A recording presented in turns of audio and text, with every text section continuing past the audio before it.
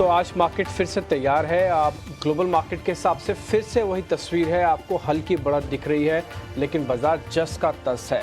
25,200 को तो पार करके बैठा है, लेकिन 25,500 को नहीं पार कर रहा। 51,000 बैंक निफ्टी पार करके तो बैठा है, लेकिन 51,500 को पार नहीं कर रहा। पिछले 12-13 दिनों में बाजार चला ज़रूर है, लेकिन जो एक बुल रन वाली फीलिंग आती है वो थोड़ी एब्सेंट थी। इस बार आपने आधे अधूरे मन से नया हाई भी टेस्ट किया है और वो आप फील भी कर रहे हैं कि हाँ, वो वाली बात नहीं रही जो पहले हुआ करती थी। इस सब के पीछे क्या क्या कारण हैं, इस सब के पीछे क्या क्या चीज़ें हैं और आगे कैसे बाजार चल सकता है, इन सब पे आज हम फिर से चर्चा करेंगे। Stock specific, index specific, option specific और पॉलिसी बेस्ड जो भी खबरें हैं वो सब के सब हम आपके लिए लेके आए हैं। पहले विंडोज़ देख लेते हैं, उस विंडो में आपको पता लग जाएगा ट्रिगर कौन से, और उसके बाद फिर हम कार्यक्रम को आगे बढ़ाएंगे। मेरे दोनों सहयोगी अभिषेक और सृष्टि मेरे साथ बने रहेंगे अगले 2.5 घंटे के लिए। मेहमानों को भी जोड़ लेंगे अपने साथ, ताकि पूरा एनालिसिस हम आपके सामने रख पाएँ। पहली विंडो हमेशा की तरह यूएस मार्केट्स की है और वहाँ पे 25,360 के आसपास आपको गिफ्ट निफ्टी दिख रहा है। 50 अंकों की गिरावट हमको डॉ फ्यूचर्स में फिलहाल नोटिस हुई है। यूएस मार्केट्स में कल कोई बहुत बड़ी उथल पुथल नहीं हुई है, इसलिए ज़्यादा नोटिसेबल पॉइंट नहीं रहेगा। एफआईज 3 दिनों में कैश मार्केट में करीब 10,000 करोड़ रुपए की खरीदारी कर चुके हैं। ध्यान रखा जाए, एक खरीदारी कैश में हो रही है, बट ऑप्शंस में सेलिंग होकर इसको हेज भी किया जाता है, वो आपको साफ साफ दिख रहा होगा। एसएमई हमारी जो मुहिम थी एसएमई आईपीओ को लेकर, उस पर और आगे बढ़े हैं। खुद सेबी के होल टाइम मेंबर हैं अश्विन भाटिया, उन्होंने बात रखी है कि थोड़ा बैंकों को भी सतर्क रहना चाहिए और इंस्टीट्यूशनल यानी कि एक्सचेंजेस को भी सतर्क रहना चाहिए। साथ ही एक और खबर यह है कि जीएसडब्ल्यू सीमेंट का आईपीओ भी टल गया है। डिफेंस शेयर फोकस में रहेंगे। 240 एरो इंजन की खरीदारी को एक मंजूरी भी मिली है। हिंदुस्तान एरोनॉटिकल्स इसमें सबसे अव्वल नंबर पर रहेगा। ध्यान देने वाली बात पे ये है। तो 4 विंडो के साथ हमने कार्यक्रम की आज शुरुआत की है। आप मोटा मोटी ट्रिगर समझ गए होंगे। अगर मैं इनमें से चुनूं तो सबसे इंपॉर्टेंट बात आपकी सुरक्षा की है। वो सुरक्षा आपके वित्तीय सुरक्षा की है। वित्तीय सुरक्षा यानी कि आईपीओ से जुड़े हुए जो आप पैसा लगा रहे हैं उसको लेकर है। हमने हमेशा एक मुहिम उठाई और इस मुहिम में आपने देखा ही होगा, हमने बहुत ज़ोर से आवाज़ उठाते हुए ये कहा कि भाई एसएमई आईपीओ के अंदर जो गड़बड़ हो रही है उस पर सतर्क रहिए आप। ये असल में ये एक्शन सेबी की तरफ से उठा और उससे पहले एक्सचेंजेस ने भी इसको नोटिफाई करवाया और हम उन दोनों की बात आपके सामने रख पा रहे हैं। एक बात और रखते हैं आज, होल टाइम मेंबर हैं सेबी के अश्विनी भाटिया, उन्होंने क्या कहा पहले इस पूरे मामले पर वो सुन लीजिए, फिर इसके बाद हम आगे बढ़ेंगे। Let me talk about the ecosystem, and the ecosystem includes chartered accountants, it includes merchant bankers, and it includes exchanges. And very often, and what we have seen in the recent past, is the fact that the checks and balances are simply not there. Nobody is actually saying no to the applicants. Maybe the diligence that is required of the chartered accountants, merchant bankers, and exchanges is possibly missing, and they need to do some hard work over there. And analogy can be drawn with a doctor. Please be good doctors to these companies. Don't give them steroids when they can survive on paracetamol. SEBI की तरफ से SME IPO को लेकर जो है उन्होंने investors को आगाह किया है। इस सेबी ने एक सर्कुलर जारी करके ये बताया है कि इन्वेस्टर्स कृपा करके सावधान हो जाएं। ऐसा क्यों हो रहा है कि देश की सबसे बड़ी रेगुलेटर सेबी को ये पॉइंट आके बताना पड़ रहा है कि इन्वेस्टर सावधान हो जाओ, आपके पैसे का प्रमोटर गलत इस्तेमाल कर रहा है। With the help of merchant bankers SME IPO एक अखाड़ा बना दिया गया है जहां से आप फंड रेजिंग करें उल्टी सीधी कुछ भी चीजें दिखा के। हमने पिछले एक हफ्ते से एक भी आईपीओ को आपको सामने नहीं रखा। उससे पहले भी हम एसएमई आईपीओ के बारे में कभी जिक्र नहीं किया। हमें हल्की हल्की भनक पहले से समझ में आ रही थी कि कैसे हो सकता है कि एक छोटी छोटी कंपनी और इतना बड़ा मनी रेज कर दे। सेबी ने साफ साफ कहा है कि रिलेटेड पार्टी ट्रांजैक्शन के जरिए कारोबार को, आय को बढ़ा चढ़ाकर दिखाया जा रहा है और उसके झांसे में निवेशक आते हैं और बाद में शेयर के भाव को इन्फ्लेट किया जाता है और वहां पर प्रमोटर एग्जिट लेते हैं। यहाँ पे सबसे पहला है अर्चित न्यूवुड, यहाँ पे इनकी आईपीओ डिले हुई है और एक्सचेंजेस ने क्वेरीज भी बैठाई है। दूसरा रिसोर्स ऑटोमोबाइल, हमने हाल ही में देखा ये 12 करोड़ का आईपीओ का सब्सक्रिप्शन कितना आया है, 2700 करोड़ रुपए का। तो हमारी यही पेशकश है, यही एक्सरसाइज है कि आप सतर्क रहें। तो एसएमईज के आईपीओ को लेकर आपको 89 स्वदेश ने आगाह किया था और इसके बाद सेबी फिर से एक्शन में है और हम देख रहे हैं कि अश्विनी भाटिया का स्टेटमेंट है। उन्होंने साफ तौर पर एक तरह से इन्वेस्टमेंट बैंकर्स पर या कहें मर्चेंट बैंकर्स पर, सीएस पर निशाना साधा है और कहा है कि आप उनको राइट एडवाइस दें। उन्होंने एक फ्रेज का इस्तेमाल किया, कहा कि अगर काम अगर पैरासीटामोल से चल जाए तो आप स्टेरॉइड ना दें, ना कहना सीखें और उनको राइट एडवाइस करें। पहले वो एंजल इन्वेस्टर के पास जाएं, उनके जरिए पैसे जुटाएं और अगर वो रास्ता काम ना करे तो फिर आईपीओ का रुख करें। तो ये सीधे सीधे फिर से कहीं ना कहीं इस पर एक तरह से सेबी ने अपनी कड़क निगाह डाली है। डिम्पी, निश्चित तौर पर जिस तरह से फ्रॉथ बिल्ड हो रहा था, जैसे कि आपने हाईलाइट भी किया था और हमने ये मुहिम भी चलाई थी कि 400 गुना सब्सक्रिप्शन आ रहे थे और कहीं ना कहीं नजरिया सेबी का भी यही है कि नहीं उसको कैप किया जाए। अभिषेक, आप इसी से अंदाजा लगा लीजिए कि सेबी अगर किसी बात को बोल रहा है तो गंभीरता से बोल रहा है, रिसर्च बेस्ड होकर बोल रहा है। वो ऐसी बात नहीं है। रिपोर्ट आई है, कल एक और नई रिपोर्ट सेबी की तरफ से आई है जिसमें यह बताया गया है कि 54% ऑफ एक्स एंकर्स, यानी कि एंकर्स को छोड़ने के बाद जो दूसरे लोग हैं वो अपना प्रॉफिट बुक कर लेते हैं 1 साल के अंदर अंदर, यानी कि लिस्टिंग के बाद ही, लिस्टिंग के तुरंत बाद वो भी अपना प्रॉफिट बुक कर लेते हैं। इसका मतलब ये क्या है कि एक बहुत बड़ा चंक सिर्फ अंदर आ रहा है और वो बाहर जा रहा है। वो चाहे खुद डेलिबरेटली हो रहा है या फिर करवाया जा रहा है, जैसे भी आप उसको समझना चाहें, मेरे को उसको बोलने में एतराज नहीं है। एक और चीज़, प्रमोटर कई बार मार्केट के अंदर आके वो सिर्फ आके बात करेगा। अच्छा, मेरे पास भी आएगा तो अगर मैं चार्टर्ड अकाउंटेंट हूँ, कोई प्रमोटर मेरे पास आके कहे कि मेरे को फंड रेस करना है और मेरे को करीब करीब 100 करोड़ का फंड रेस करना है, तो आपको वो वही एडवाइस देनी चाहिए। आपका 100 करोड़ की वर्थ नहीं है, आप मत बोलो। आपके 100 करोड़ की वर्थ है या 200 करोड़ की वर्थ है तो उसको आप जस्टिफाई करो। एग्जैक्टली ये पॉइंट हम नहीं उठा रहे, ये खुद सेबी उठा रहा है। हम तो सिर्फ उसको एम्पलीफाई कर रहे हैं कि जो सेबी कह रहा है आप तक कैसे पहुंचेगा। हो सकता है सेबी के नोट आप ना पढ़ते हो, आपसे वो सारी चूक हो जाए जो सेबी आपको आगाह के तौर पर कर रहा है। हमारा काम सिर्फ सेबी की और एक्सचेंजेस की जो क्रिटिकल इंफॉर्मेशन है वो आप तक सीधी सरल भाषा में बताना है और सिंपल सा काम है। बॉस, थोड़ा सावधान रहिए। एसएमई आईपीओ के ऊपर क्वेश्चन नहीं है, प्रोसेस के ऊपर क्वेश्चन है, कुछ मर्चेंट बैंकर्स के ऊपर क्वेश्चन है। आपको मैंने लास्ट टाइम भी बताया था स्वास्थ्य का, इन्वेस्टमार्ट का, उन्होंने रिसोर्सफुल ऑटोमोबाइल्स का जब आईपीओ लेके आया, आपको खुद हैरानी होगी जान के कि 2 यामा के डीलरशिप 8 एम्प्लॉय के साथ करीब 2700 करोड़ रुपए आ गया। 2700 करोड़ रुपए किसे कहते हैं आप समझ सकते होंगे। शेयर इंडिया ने अपने एक आईपीओ को टाल दिया, उसके बाद से शेयर इंडिया उठा नहीं है। अभी भी आप शेयर इंडिया के प्राइजेस उठा के देख लो, पूरी मार्केट के अंदर ब्रोकरेज कंपनीज के बढ़िया नंबर आए, ब्रोकरेज कंपनीज के अच्छे शेयर्स चले, बट शेयर इंडिया जैसी कंपनीज नहीं चल पाई। अगर आप कहीं भी थोड़ा भी दाएं बाएं करोगे, मार्केट थोड़ा अवेयर भी रहेगा, और अगर अवेयर नहीं है तो ये हमारी जिम्मेवारी बनती है कि उस चीज़ को अवेयरनेस के तौर पर लेके आना। और मैं बोलूँगा आप थोड़ा फिर से सतर्क रहें। सेबी ने 7 दिन के अंदर ये दूसरी बार बोला और इस बार तो पूरे यूनिवर्स को लपेट के बोला, चार्टर्ड अकाउंटेंट्स को बोला, बैंकर्स को बोला, एक्सचेंजेस को बोला, सिर्फ मर्चेंट बैंकर्स तक की बात नहीं है। इसका मतलब है कि सभी लेवल्स पे आपको सावधानी की जरूरत है।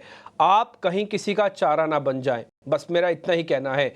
आपको एसएमई आईपीओ के अंदर पैसा लगाना है, आप खूब लगाइए, लेकिन चेक एंड बैलेंसेस करके लगाइए, देख लीजिए, पढ़ लीजिए, समझ लीजिए, उसके बाद ही आप आइए। और आपको ये बात अच्छे से समझ में आनी चाहिए कि इसके अंदर रिस्क इन्वॉल्व होता है। ऐसा नहीं है कि आपने 10 आईपीओस की मैंने तस्वीर आपको दिखा दी कि देखिए 10 आईपीओस में आपने पैसा लगाया तो आपका पैसा 30-30, 40-40 गुना हो गया होता। लोगों को समझ में आ गया इससे अच्छा तो बिजनेस ही नहीं है। हम क्यों कर रहे हैं नौकरी, क्यों कर रहे हैं दुकान, सिर्फ पैसा लाएं, आईपीओ में पैसा लगाएं, 30-30 गुना तो हमको पैसा मिल रहा है। ऐसा हर बार नहीं होगा बॉस, थोड़ा सावधानी रहिएगा। ये हमारी एक मुहिम है जिसको हम अभी रोकेंगे नहीं। जब तक इसका पूरा निदान नहीं निकल जाता, जब तक इसका पूरा सॉल्यूशन नहीं निकल जाता, जब तक रेगुलेशंस और टाइट नहीं हो जाते, तब तक हम इससे बाहर नहीं आने जा रहे। बिल्कुल, एसएमई आईपीओस पर 89 स्वदेश की ये मुहिम और आपको जागरूक करने को लेकर हमारा जो काम है और हमारा जो मकसद भी है वो हम बिल्कुल जारी रखेंगे। चलिए बाजारों पर लौटते हैं। और कल अमेरिकी बाजार जो थे बंद थे लेबर डे के मौके पर, लेकिन अगर हम डाउ फ्यूचर्स को देखेंगे तो वहां पर करीब 50 अंकों के आसपास की तेजी हमें देखने को मिल रही है। गिफ्ट निफ्टी है हल्की सी तेजी के वहां पर हम देख रहे हैं 18-20 अंकों की, मतलब कल जो तस्वीर थी ऑलमोस्ट वही तस्वीर आज भी दिख रही है। हालांकि ग्लोबली एक चीज अच्छी हुई है और अच्छी चीज ये हुई है कि साउथ कोरिया में जो महंगाई के आंकड़े आए हैं वो 42 महीने के निचले स्तर पर, यानी करीब करीब 3.5 साल के निचले स्तर पर महंगाई के आंकड़े आए हैं। और आज जो कुछ जरूरी आंकड़े अमेरिका में आएंगे उसमें होंगे मैन्युफैक्चरिंग PMI के आंकड़े आएंगे और इस हफ्ते बेरोजगारी के आंकड़ों पर भी बाजार की नजर रहेगी। तो ये थोड़े से फॉरवर्ड लुकिंग डेटा है जिस पर बाजार की नजर रहेगी। लेकिन रिकॉर्ड लगातार बन रहे हैं। हमने शुक्रवार को देखा था डाउ ने नया रिकॉर्ड बनाया था और उसको कंटिन्यू करने की संकेत भी मिल रहे हैं डाउ फ्यूचर से कम। और निफ्टी की अगर बात करें डिम्पी, आप जैसे कह रहे थे कि वो जो कॉन्फिडेंस है ना, वो जो बुल मार्केट वाला जो उत्साह होता है वो शायद नहीं दिख रहा है। कल भी 50 अंकों से कम की ही तेजी रही निफ्टी में, 42 अंकों की तेजी। हालांकि हमने 25,300 के दर्शन कल कर लिए। हालांकि 1200 अंकों के आसपास की एक तरफा रैली डिम्पी हो चुकी है। आज के लिए क्या करें? जिनके पास लॉन्ग के सौदे हैं क्या वो लेके जाएं या थोड़े से कॉशियस रख के अब स्टॉप लॉस बड़े नजदीक वाला रख लें अपना? देखिए, आप अगर सोमवार को ट्रेड कर रहे थे, आपके पास 25,000 का लेवल ऑलरेडी था। आपको जो गैप मिला, आपने उस गैप का भरपूर फायदा नहीं उठाया। बैंक निफ्टी को जो गैप मिला उसका भरपूर फायदा नहीं उठाया गया। क्या 25,000 आपको शुक्रवार को मिल गया था? यस। तो 25,000 तो आपको शुक्रवार को मिल गया, सोमवार को आ गया, आज हम मंगलवार पे खड़े हैं तो वही 25,200 के ही आसपास हम घूम रहे हैं।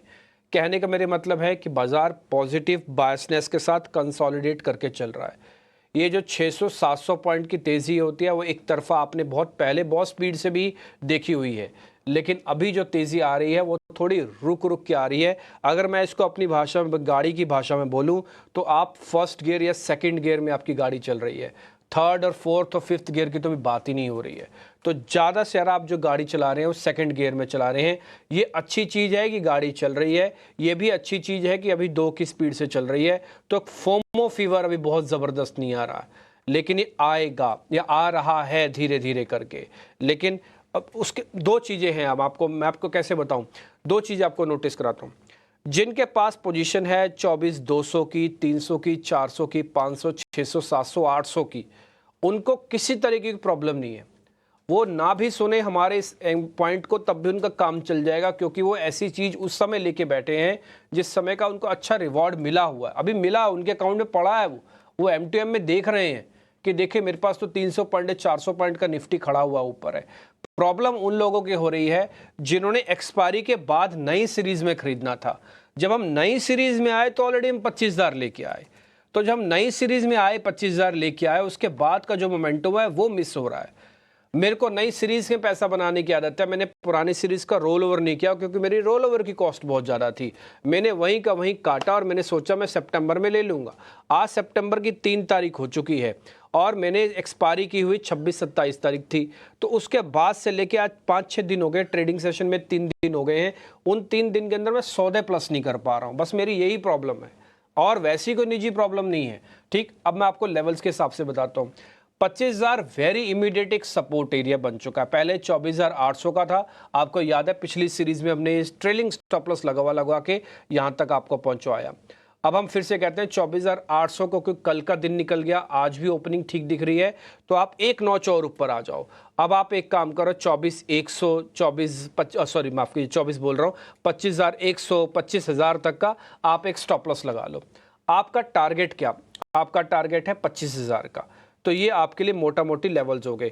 आपने एफआईज वाला क्वेश्चन पूछा तो मैं एफआईज वाले पॉइंट ऑफ व्यू से ऐड कर देता हूँ। इसके अंदर एफआईज की होल्डिंग में कोई चेंजेस नहीं है, 70% के आसपास है। रिटेल 50% से कम माल लेके बैठा है, डीआईज के पास भी 50% से कम है। ये जो पुल बैक की रैली है 24,800 तक कवरिंग की थी, 24,800 के बाद एफआईज के हाथ में आ गई। तो 24,800 से 25,200 तक ही एफआईज का कमाल रहा। उससे पहले एक पुल बैक का प्ले था जो कि मार्केट के अंदर शॉर्ट कवरिंग है, इसमें सबने पार्टिसिपेट किया।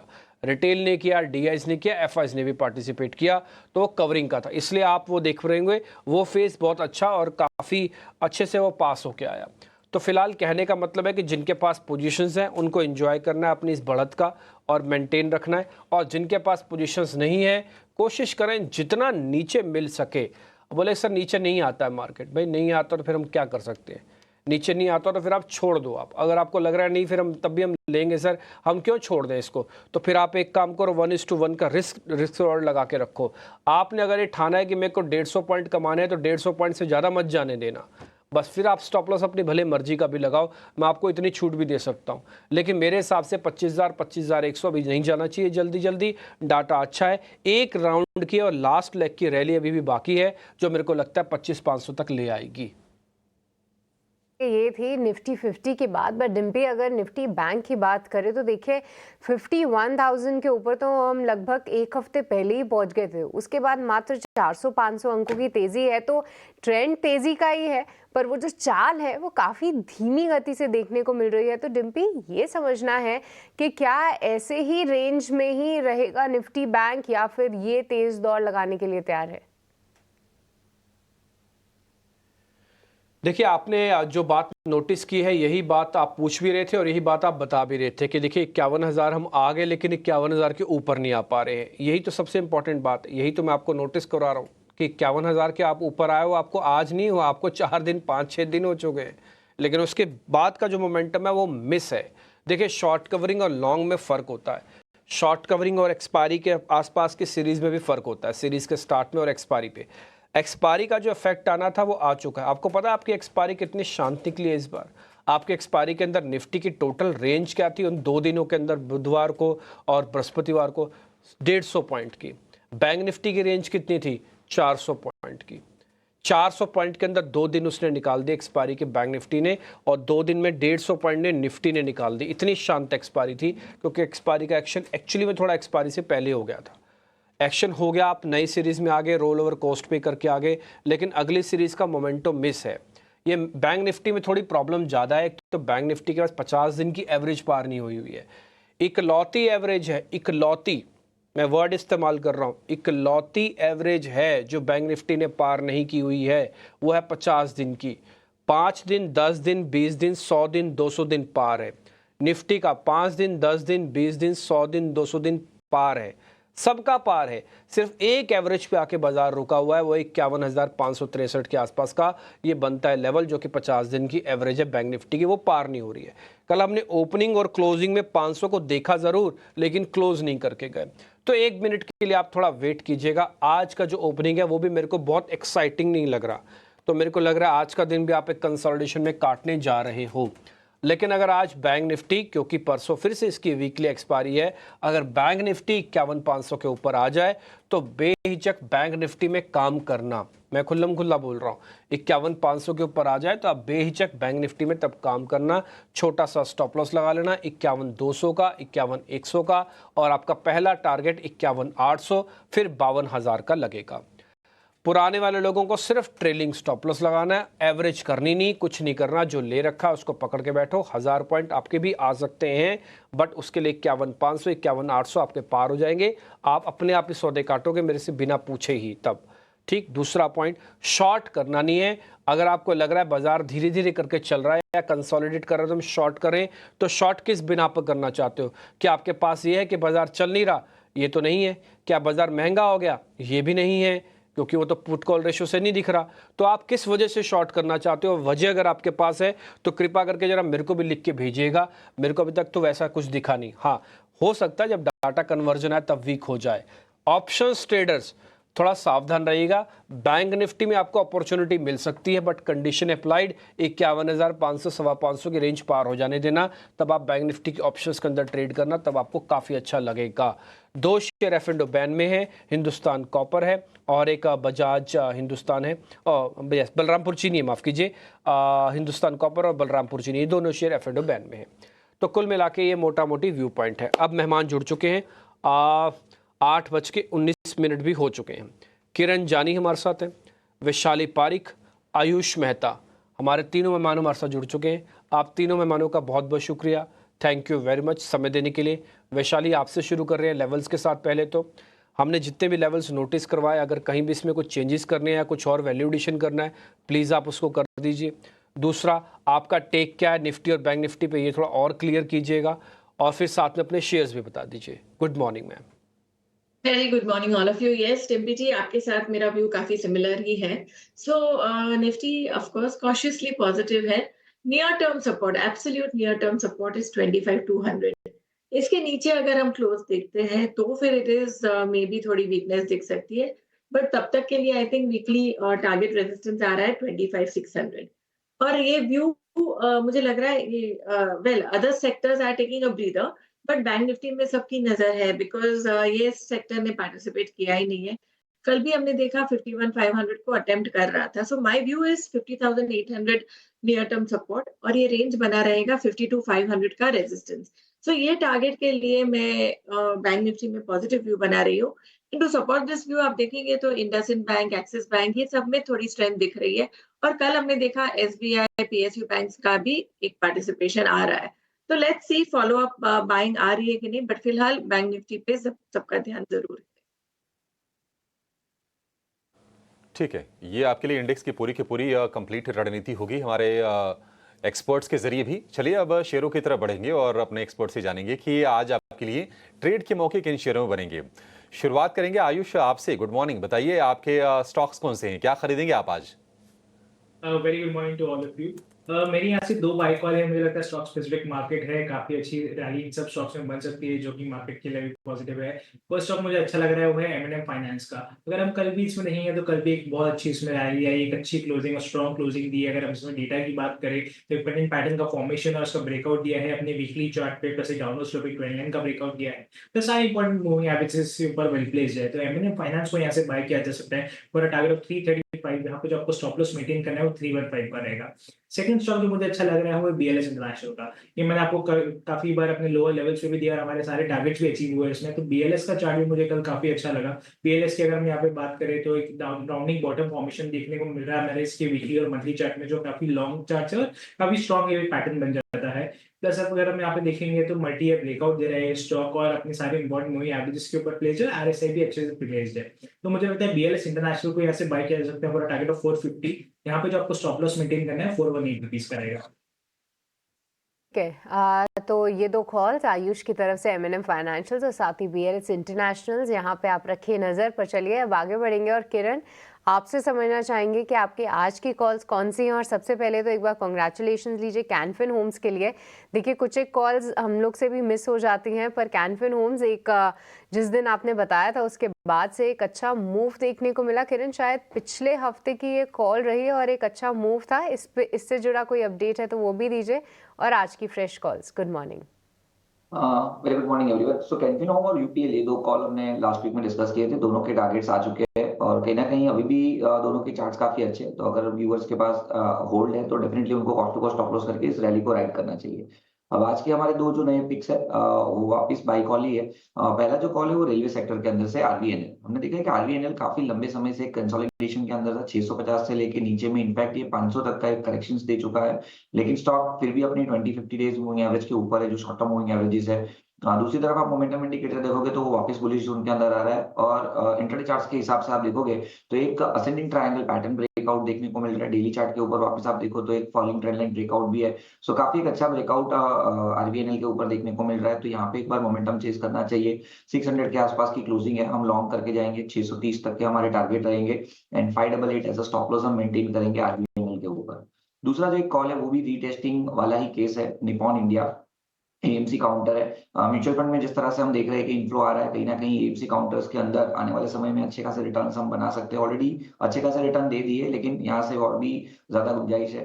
कहीं ना कहीं निपॉन इंडिया आप देखोगे तो एक बड़ा सा कंसोलिडेशन फेज हमने देखा था जून के महीने में और वहां पे उसका रेजिस्टेंस था 670 680 के बीच में। जैसे ही वो लेवल क्रॉस हुआ निपॉन इंडिया ने ऊपर में 730 तक के एक हाई बनाया है। वापिस स्टॉक 680 के आसपास अवेलेबल है। कल हमने देखा सक्सेसफुली रिटेस्ट हुआ है और अपने सपोर्ट को साथ ही साथ 20 दिन की मूविंग एवरेज को भी रिटेस्ट किया है। मोमेंटम इंडिकेटर में न्यूट्रल जोन के अंदर एक बुलिश डाइवर्जेंस हमें देखने को मिल रहा है। तो यहाँ पे एक बार रिस्क रिवॉर्ड रेशियो काफी फेवरेबल है, लॉन्ग करके जा सकते हैं। तो निपॉन इंडिया 680 के आसपास की क्लोजिंग है। 705 टारगेट के लिए हम 664 के स्टॉप लॉस से बाय करेंगे। तो आरबीएनएल एंड निपॉन इंडिया 2 हमारे बाय कॉल्स।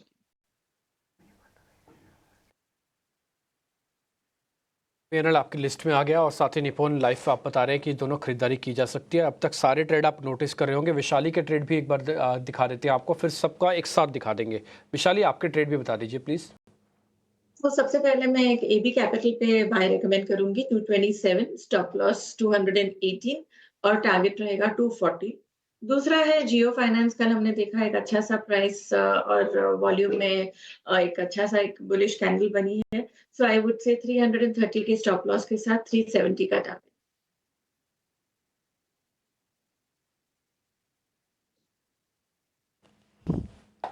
जियो फाइनेंशियल हमने कल भी आपको नोटिस कराया था और एबी कैपिटल एक लिस्ट में और शेयर आ चुका है, तो ये सारे के सारे शेयर्स आप नोटिस करते जाइएगा, दिखाइएगा सारे स्क्रीन पर सारे के सारे शेयर्स जो हमने अभी तक आपके सामने रखे हैं। उसमें विशाली का, एबी कैपिटल, फिन जियो आपको हमने कल ही दिखा दिया था, जियो फिन तो आपने कल देखा होगा डेज हाई पे बंद हुआ था। कल हमको शिरकार ने भी नोटिस करवाया था, उन्होंने कहा फिर नया टारगेट डालो, तो हम BTST भी करवा के गए थे, आपको याद होगा तो। ठीक है, सभी विमानों के ट्रेड दिखाते हैं ना, निप्पॉन लाइफ, RVNL यहाँ पे दिए हैं किरण सर ने आपको ट्रेड, और इसके अलावा विशाली के ट्रेड आपने देख लिए। आयुष के जो ट्रेड है वो M&M है, इसमें आप ध्यान रख सकते हैं। साथ ही BLS भी है उनकी लिस्ट में, जिसका टारगेट वो दे रहे हैं करीब 450 का। ये सारे शेयर आपने नोटिस कर लिए होंगे। अब हम थोड़ा और आगे बढ़ते हैं, शरद को अपने साथ जोड़ लेते हैं ताकि कुछ खबरों वाले शेयर्स भी आपके सामने रख पाएँ। शरद गुड मॉर्निंग, बताएं। Good morning Dimpy. तो सबसे पहले ब्रिगेड एंटरप्राइजेस फोकस में रहेगा। यहाँ पे इनके 1500 करोड़ रुपए का जो QIP लॉन्च हो चुका है।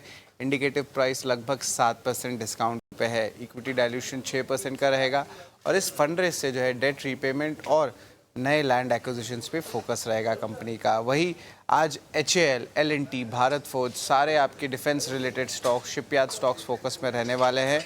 आज एक इम्पॉर्टेंट मीटिंग होने वाली है आपकी डिफेंस की एक्विजिशन काउंसिल में, और यहाँ पे लगभग जो प्रोजेक्ट्स की अप्रूवल की बात हो रही है उसका टोटल साइज़ लगभग 1 लाख करोड़ रुपए का है।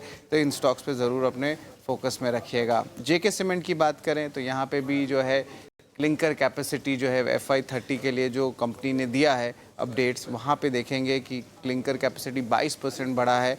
और वही अगर ग्रे सीमेंट कैपेसिटी की बात करें तो यहाँ पे 24% का ग्रोथ का अनुमान है।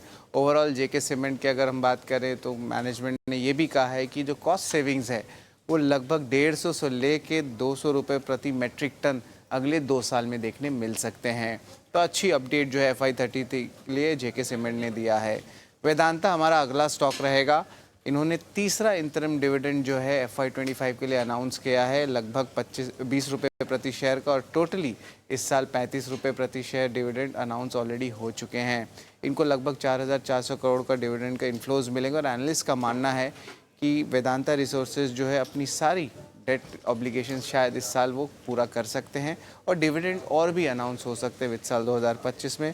लगभग $1 बिलियन यानी 8,400 करोड़ का रीपेमेंट जो है ग्रुप लेवल पे देखने मिल सकता है। तो पॉजिटिव न्यूज़ फ्लो है शॉर्ट में। रेमंड की बात करें तो लाइफस्टाइल बिजनेस पे जो है 3 अहम कमेंट्री आई है। एनालिस्ट मीट हुआ था, एक्सपेक्ट कर रहे हैं कि आय का रेवेन्यू ग्रोथ लगभग 12 से लेकर 15% का ग्रोथ आए अगले 3 से 5 साल में। 650 स्टोर्स खोलेंगे और EBITDA 2028 तक दोगुना हो सकती है।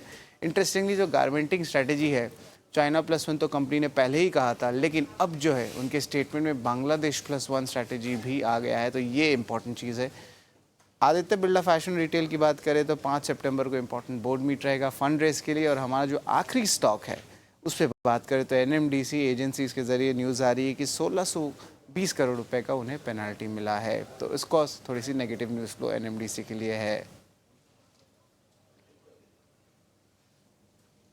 ठीक है, ये कुछ एक ट्रेड हो गए, यानी कि खबरें हो गई जिसमें से हम ट्रेड ढूंढ लेंगे और आपके सामने रखते हैं एक एक करके। NMDC वाली इसी खबर पे रुकिएगा जरा, इसमें 1620 करोड़ रुपए का जो जुर्माने की खबर है इसी के साथ रखिएगा एक बार जरा। विशाली आप जरा चेक करेंगे NMDC, जरा देख के बताना कोई ट्रेड बनता है इसमें। NMDC थोड़ा कल हमने देखा एक अच्छा सा सेलिंग प्रेशर आया है, बट इन ऑल लाइवलीहुड ये डबल बॉटम बन सकता है। 210 का एक सपोर्ट है, सो 210 का लेवल ध्यान में रखना चाहिए। 210 पे सपोर्ट लेके मे बी यहाँ से बाउंस। ठीक है, हिंदुस्तान एरोनॉटिकल्स पे एक बार आप चेक कर लो, खबर मार्केट के अंदर आ ही रही है कि आपको पता ही है कि जो बिडिंग हो रही है 240 एरो इंजन्स की, उसके लिए बेनिफिशियरी हो सकता है। आज हिंदुस्तान एरोनॉटिकल्स हो सकता है गैप के साथ ही खुले, क्योंकि खबर आई है, अब सबको पता है गैप तो खुलना ही है, लेकिन अगर गैप के साथ खुलता है तब क्या करें मैं? आज के लो के साथ देख लीजिए, बिकॉज अगर आज का लो जो सस्टेन करता है तो I think it's back on track और दोबारा 4,800 to 5,000 के लेवल्स आ सकते हैं। ठीक है, मान लीजिए मैम ये करीब 1.5 से 2% गैप के साथ खुल जाए, से 4600 का शेयर है अभी, ये अगर मान लो 1% भी खुलता है तो ये करीब 46 रुपये ऊपर खुलेगा, 2% में 80 रुपये ऊपर खुलेगा। ये अगर 4750 अराउंड खुलता है तब भी मेरे को प्लस करना चाहिए? एक बार ज़रा ये चेक कर लो आप, क्योंकि गैप के साथ मेरी प्रॉब्लम शुरू हो जाएंगी। आई थिंक एक बार प्रॉफिट बुक जरूर कर लेना चाहिए, then let's wait and watch.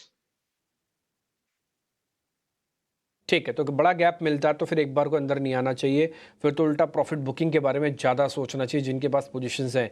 एक अपॉर्चुनिटी लॉस्ट होता है इसी तरह का, जो गैप अप गैप डाउन के फॉर्म में आती है चीज़ें। एक बार हिंदुस्तान एरोनॉटिकल्स की जब ओपनिंग होगी ना, इसको आपको मैं चेक करवा दूंगा। ज़्यादा बड़ा गैप नहीं मिला तो भले आप एक बार एंट्री करो स्विंग के हिसाब से, लेकिन अगर गैप 1.5 से 2% तक का भी आ गया तो फिर एक बार हमको रोकना पड़ेगा, क्योंकि वो पैसों के हिसाब से बहुत बड़ी रकम हो जाएगी। फिर 88 रुपये से 100 रुपये तक चला आएगा ऊपर। वो देखते हैं, फिर चेक करते हैं फिर क्या हो सकता है। एक शेयर बस मेरे को और पता करना है, वो है मारुति सुजुकी। एक बार ज़रा दिखाना है इसका टोटल प्रोडक्शन जो अगस्त के मंथ का आया वो करीब 2% इंक्रीज़ होके आया है, और अब 1.69 लाख गाड़ियाँ ये पर ईयर बना रहे हैं, ओवर ईयर इन्होंने इंक्रीज़ किया है। तो एक बार ज़रा मारुति सुजुकी का चार्ट दिखाना, यस ये वाला। आयुष भाई एक बार जरा चेक करो, मारुति को ट्रेड बनता है क्या आज के लिए? मारुति की यहाँ पे बात करें तो काफी लंबे टाइम से कंसोलिडेशन हो रहा है। 5 अगस्त से लेकर अभी तक ये एक रेंज में है, 12,450 से 12,500 एक इंपॉर्टेंट रेजिस्टेंस जोन चल रहा है। इसका 100 डे मूविंग एवरेज भी है। तो जैसे ही स्टॉक अगर 12,500 के ऊपर निकल के ट्रेड करता है तो कंसोलिडेशन का ब्रेकआउट होगा, तभी इसमें एंटर करना है, उससे पहले नहीं करना है। और अगर 12,500 पे कोई एंटर होता है, इसमें जो फर्स्ट टारगेट हम एक्सपेक्ट कर रहे हैं वो 12,970 का रहेगा, और इसमें जो आपको स्टॉप लॉस मेंटेन करना है वो 12,370 का होगा।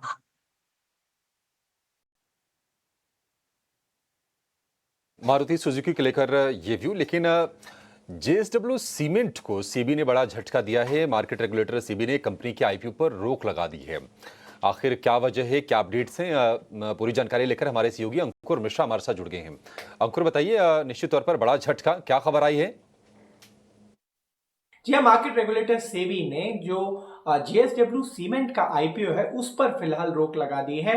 हमें जो जानकारी मिली है उसके मुताबिक ये आईपीओ 4,000 करोड़ का आने वाला था, जो पेपर से वो अगस्त के महीने में ही फाइल हुए थे।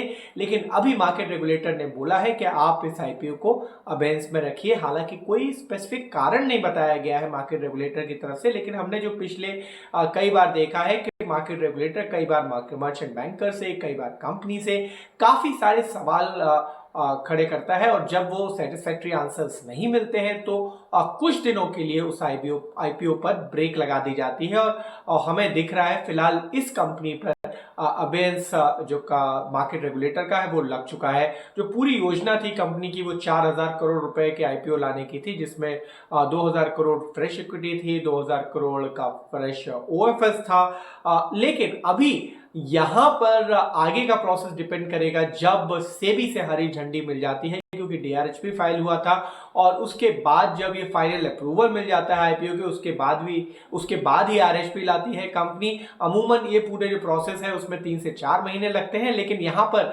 आईपीओ दाखिल होने के करीब 1 महीने बाद ही जो मार्केट रेगुलेटर का रेड सिग्नल आ गया है। अब देखना ये पड़ेगा कि कंपनी की इस पर क्या स्ट्रैटेजी होती है।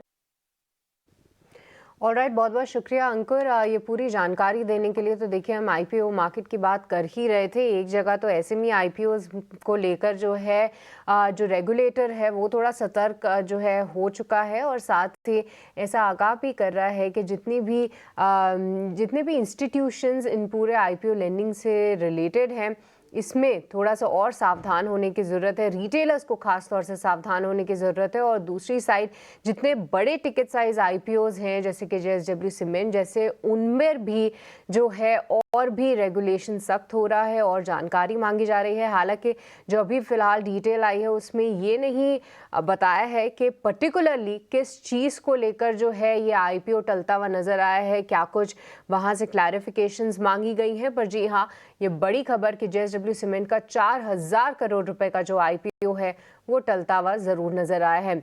कुछ कंपनीज जो कि जेएसडब्ल्यू सीमेंट से रिलेटेड थी उनको लेकर एक्शन हमने ज़रूर देखा था, तो चलिए आज उन पे फोकस रहेगा। पर इसके अलावा एक बार चलिए फिर से एक बार मार्केट्स पे आते हैं और उन काउंटर्स की बात कर लेते हैं जो कि एक्शन में है। आज फोकस में रहेगा वेदांता का शेयर भी, क्योंकि यहाँ पे जो तीसरा अंतरिम डिविडेंड कंपनी ने अनाउंस किया है वो काफ़ी बड़ा है। पहले 11 रुपये, फिर 4 रुपये और अब 20 रुपये का अंतरिम डिविडेंड अनाउंस किया है। और आयुष, एक बार आपसे समझना चाहेंगे कैसे देख रहे हैं आप वेदांता को चार्ट्स पे? 450 460 का जो लेवल है वो काफ़ी अच्छी तरीके से होल्ड कर रहा है। क्या यहाँ पे भी फ्रेश बाइंग की अपॉर्चुनिटी है? अभी कंसोलिडेशन में भी चल रहा है, तकरीबन यही रेंज है नीचे में जो सपोर्ट इसका जोन बन के आता है और 455 से 460 का आता है। तो मुझे लगता है इस स्टॉप लॉस के साथ यहाँ पे बाय किया जा सकता है। इसमें जो फर्स्ट टारगेट जो बन के आएगा वो 480 रुपए का आएगा। तो यहाँ से आप 480 के लिए वेदांता को बाय किया जा सकता है 454 के स्टॉप लॉस के साथ।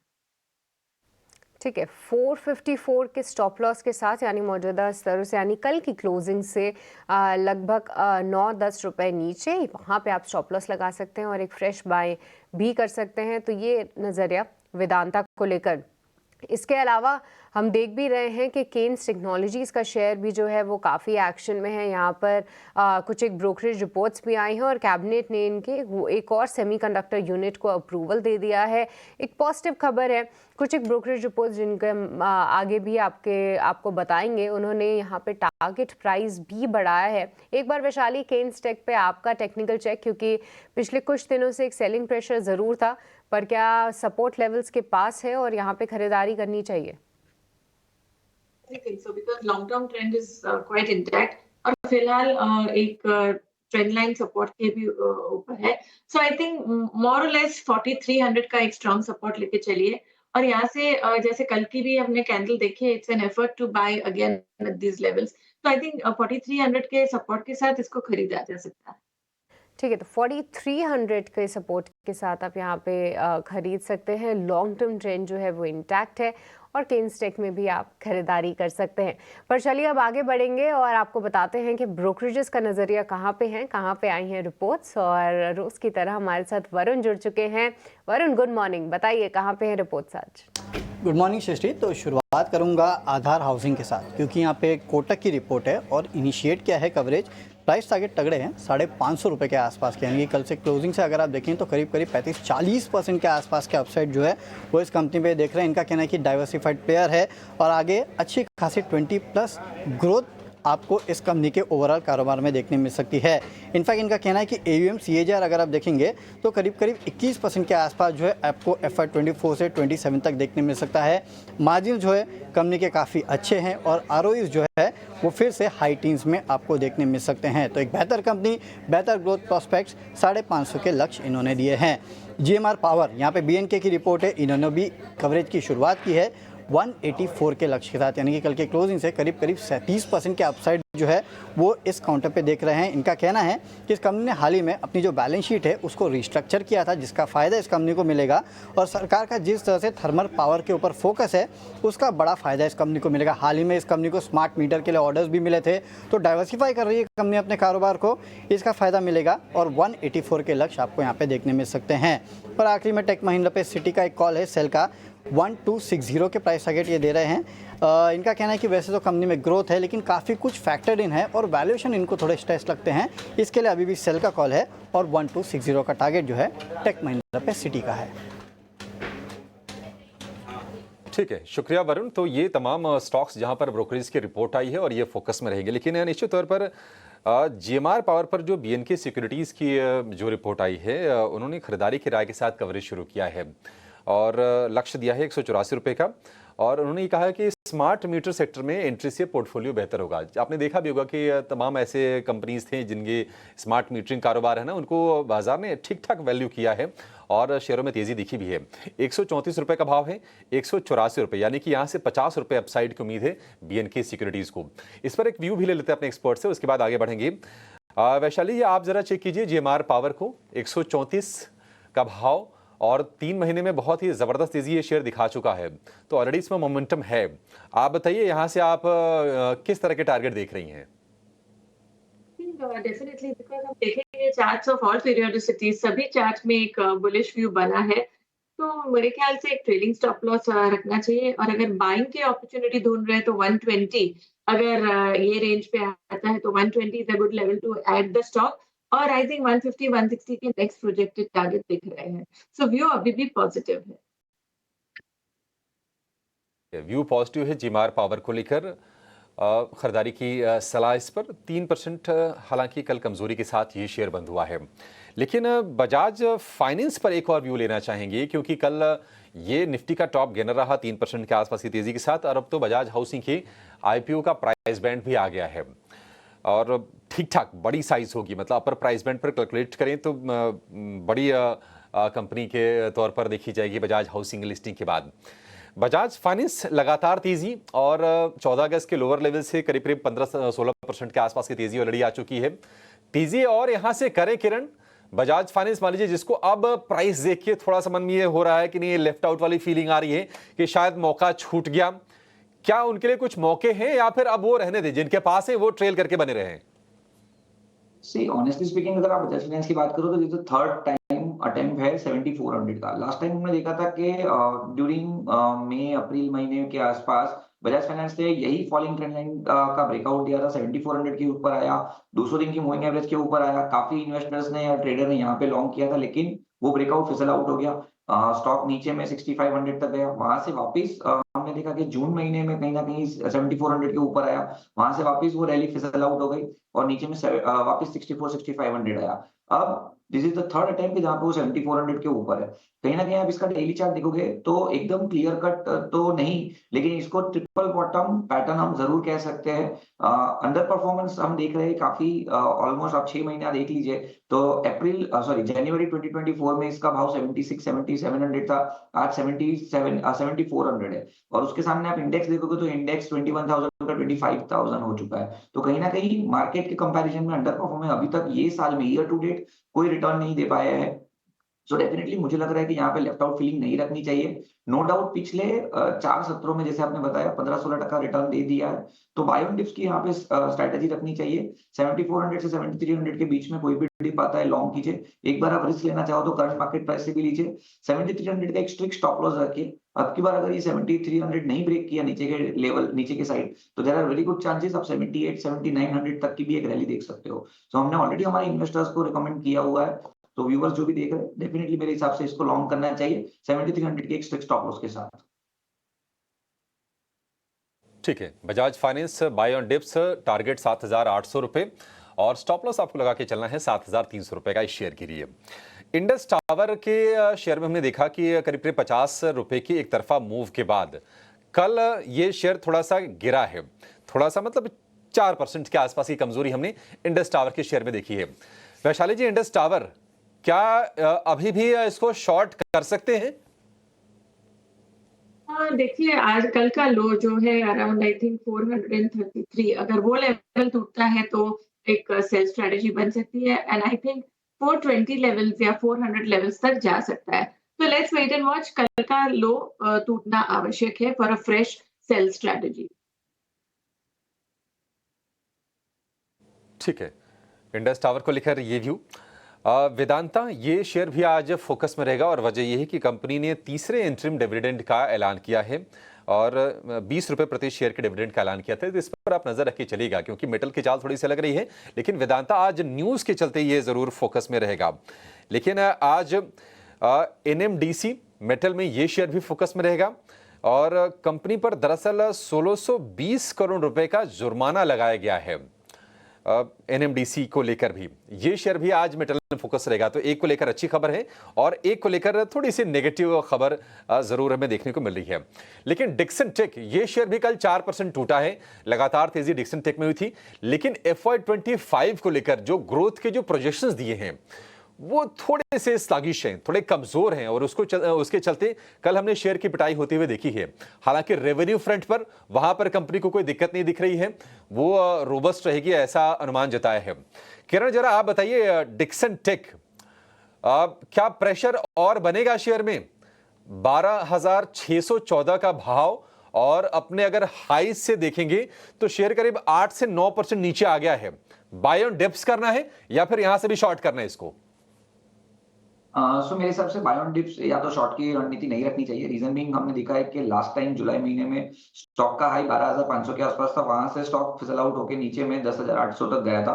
वहां पे डबल बॉटम बना के वापस इसने जब 12,500 के ऊपर ब्रेकआउट दिया, स्टॉक ऊपर में 13,700 तक गया। तो कहीं ना कहीं अपने जो प्रीवियस रेजिस्टेंस थे उसके सपोर्ट के आसपास है, नंबर 1।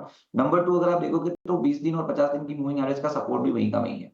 तो मेरे हिसाब से शॉर्ट तो डेफिनेटली नहीं करना चाहिए, थोड़ा वेट एंड वॉच कीजिए। नीचे में अगर 12,000 का लेवल टूटता है तो मेरे हिसाब से थोड़ा यहाँ पे करेक्शन आ सकते हैं, या तो 12,000 के नीचे ही शॉर्ट करना चाहिए। तो जिनके पास भी पोजीशन है वो 12,000 के स्टॉप लॉस के साथ वेट एंड वॉच करके होल्ड रख सकते हैं। नई खरीदारी के लिए मेरे हिसाब से 1-2 दिन का आप वेट कीजिए, और अगर शॉर्ट करना है तो 12,000 ब्रेक करे उसके बाद ही आप शॉर्ट कर सकते हो। तो 12,000 मेक और ब्रेक लेवल है, जब तक 12,000 नहीं टूटता है जिनके पास है वो होल्ड रख सकते हैं, नई खरीदारी नहीं करनी चाहिए, और शॉर्ट के लिए भी 12,000 तोड़े उसके बाद ही आप शॉर्ट कीजिए। ठीक है, 12,000 टूटे डिक्सन ठीक तभी आपको शॉर्ट करना है, क्योंकि थोड़ा सा नीचे आ गया है तो आपको अब थोड़ा सा ना इसको अवॉइड करिए। शॉर्टिंग वाला कैंडिडेट अब नहीं रह गया है 8-9% गिरने के बाद हायर लेवल से। एक छोटे से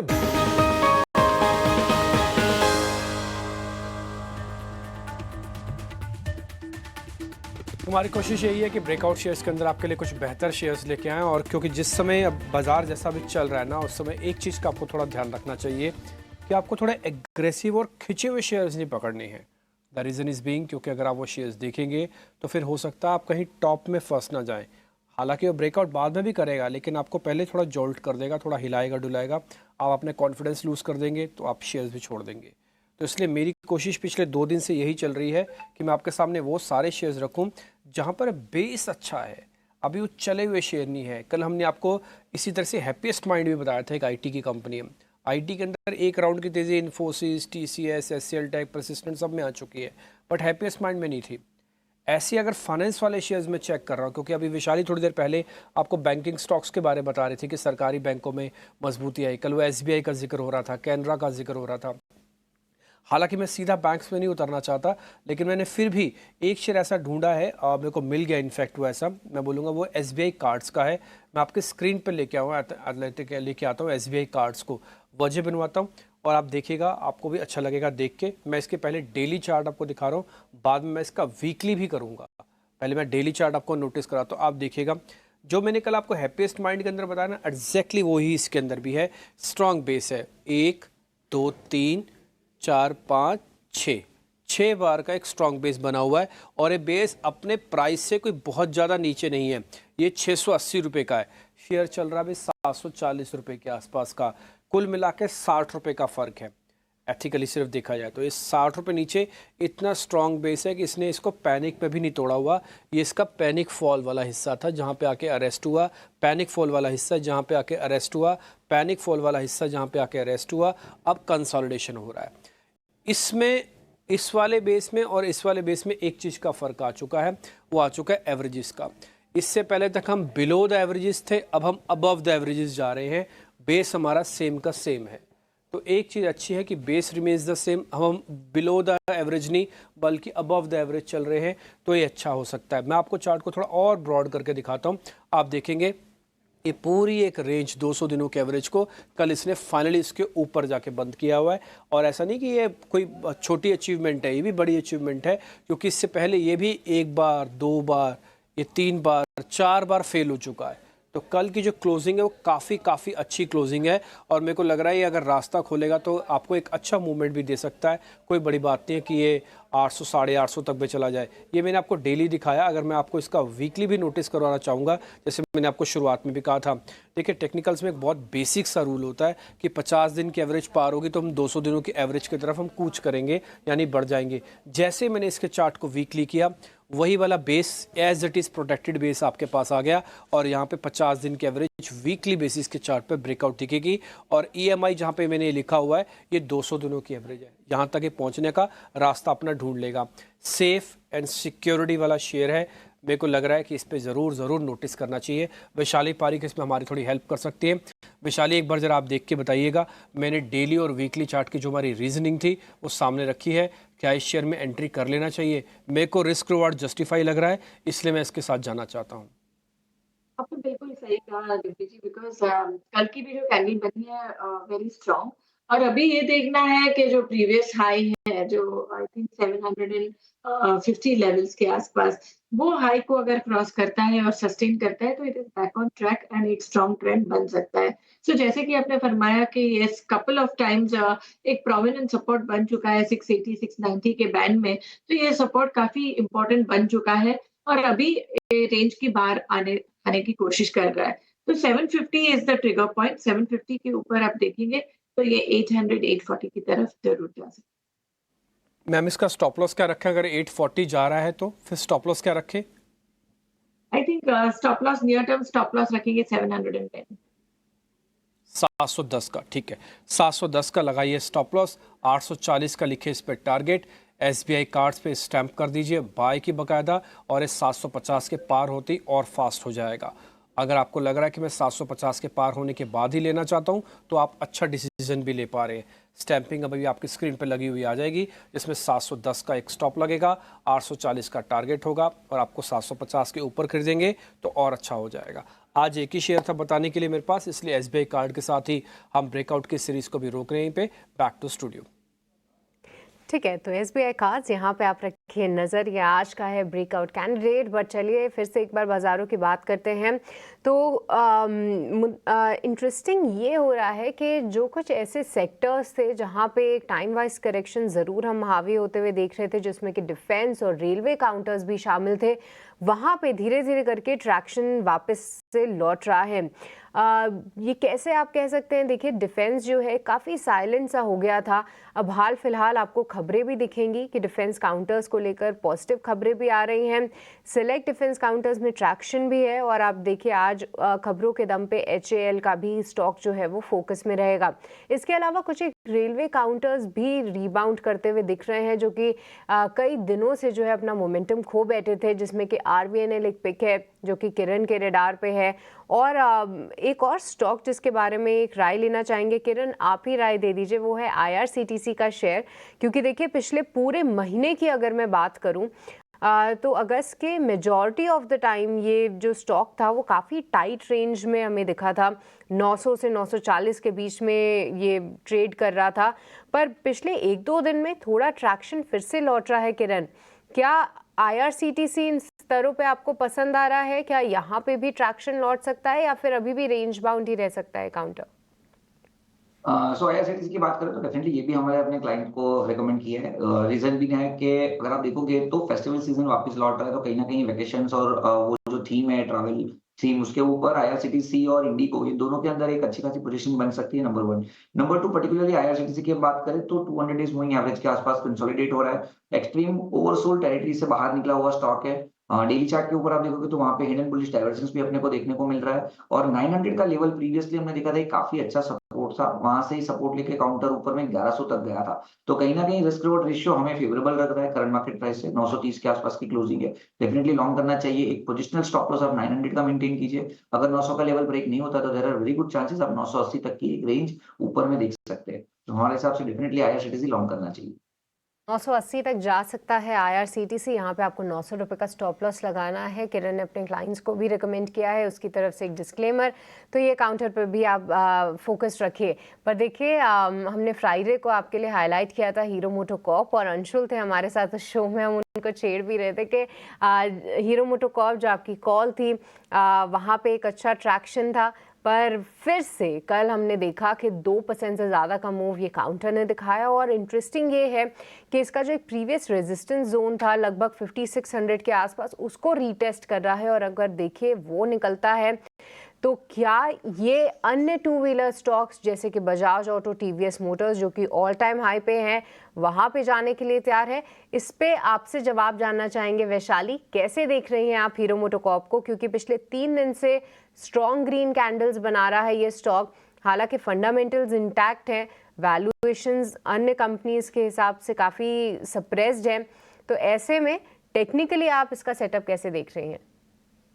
टेक्निकली ऑफ कोर्स एक नया राउंड ऑफ मोमेंटम जरूर शुरू हो चुका है। हमने देखा एक ब्रीफ कंसोलिडेशन हुआ था 5260 के लेवल्स के ऊपर। तो ना नियर टर्म सपोर्ट 5300, मैं हीरो मोटो की बात कर रही हूँ, 5300 के सपोर्ट के साथ एक ट्रेंड बन चुका है। एंड नियर टर्म रेजिस्टेंस भी अभी हम देखेंगे तो 5680 पे है। So this is a level to watch. 5680 को अगर क्रॉस करता है तो आई थिंक ये 6000 की तरफ चल सकता है। कॉप यहाँ पर 6000 की तरफ भी ये काउंटर जा सकता है। अगर 5600 को क्रॉस करता है डिसाइसिवली और उसके बाद स्टे करता है तो आप इस पे नज़र ज़रूर रखिए। ये स्टॉक में भी एक अच्छा मोमेंटम देखने को मिला है। पर किरण, कल हमने देखा कि डॉक्टर रेड्डीज़ में एक काफ़ी बड़ी रेड कैंडल बनी। हालांकि ये स्टॉक काफ़ी अच्छे मोमेंटम में था, पर 2% से ज़्यादा की गिरावट। कैसे देख रहे हैं आप इसके पैटर्न को? क्या यहाँ पे थोड़ी सी और कमज़ोरी हावी हो सकती है किरण? क्योंकि अब देखिए जिस तरीके से कुछ एक ऐसे काउंटर्स या फिर सेक्टर्स जिनमें थोड़ा मोमेंटम नहीं था, डिफेंस, रेलवेज या बैंकिंग काउंटर्स थोड़े से वापस आ रहे हैं, तो क्या ऐसे में फार्मा और एफएमसीजी एक बैक सीट लेते हुए दिख सकते हैं? फार्मा के अंदर थोड़ा बहुत प्रॉफिट बुकिंग आ सकता है और बीइंग डॉक्टर रेड्डी एक आउट परफॉर्मर रहा रिसेंटली। जो भी एक फार्मा के अंदर मूव आया था वहां पे हमने देखा था कि सन फार्मा हो गया, डॉक्टर रेड्डी हो गया, वहां पे एक अच्छी खासी मूवमेंट देख चुके हैं।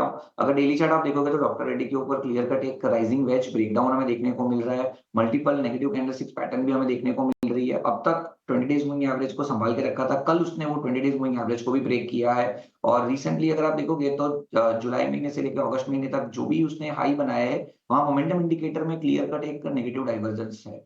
और आज जो कल का फॉल आया था उस फॉल के अंदर हम देख रहे थे कि वॉल्यूम्स भी एवरेज 20 डेज के वॉल्यूम के ऊपर हुए। तो कहीं ना कहीं थोड़ा कॉशियस रहना चाहिए यहाँ पे।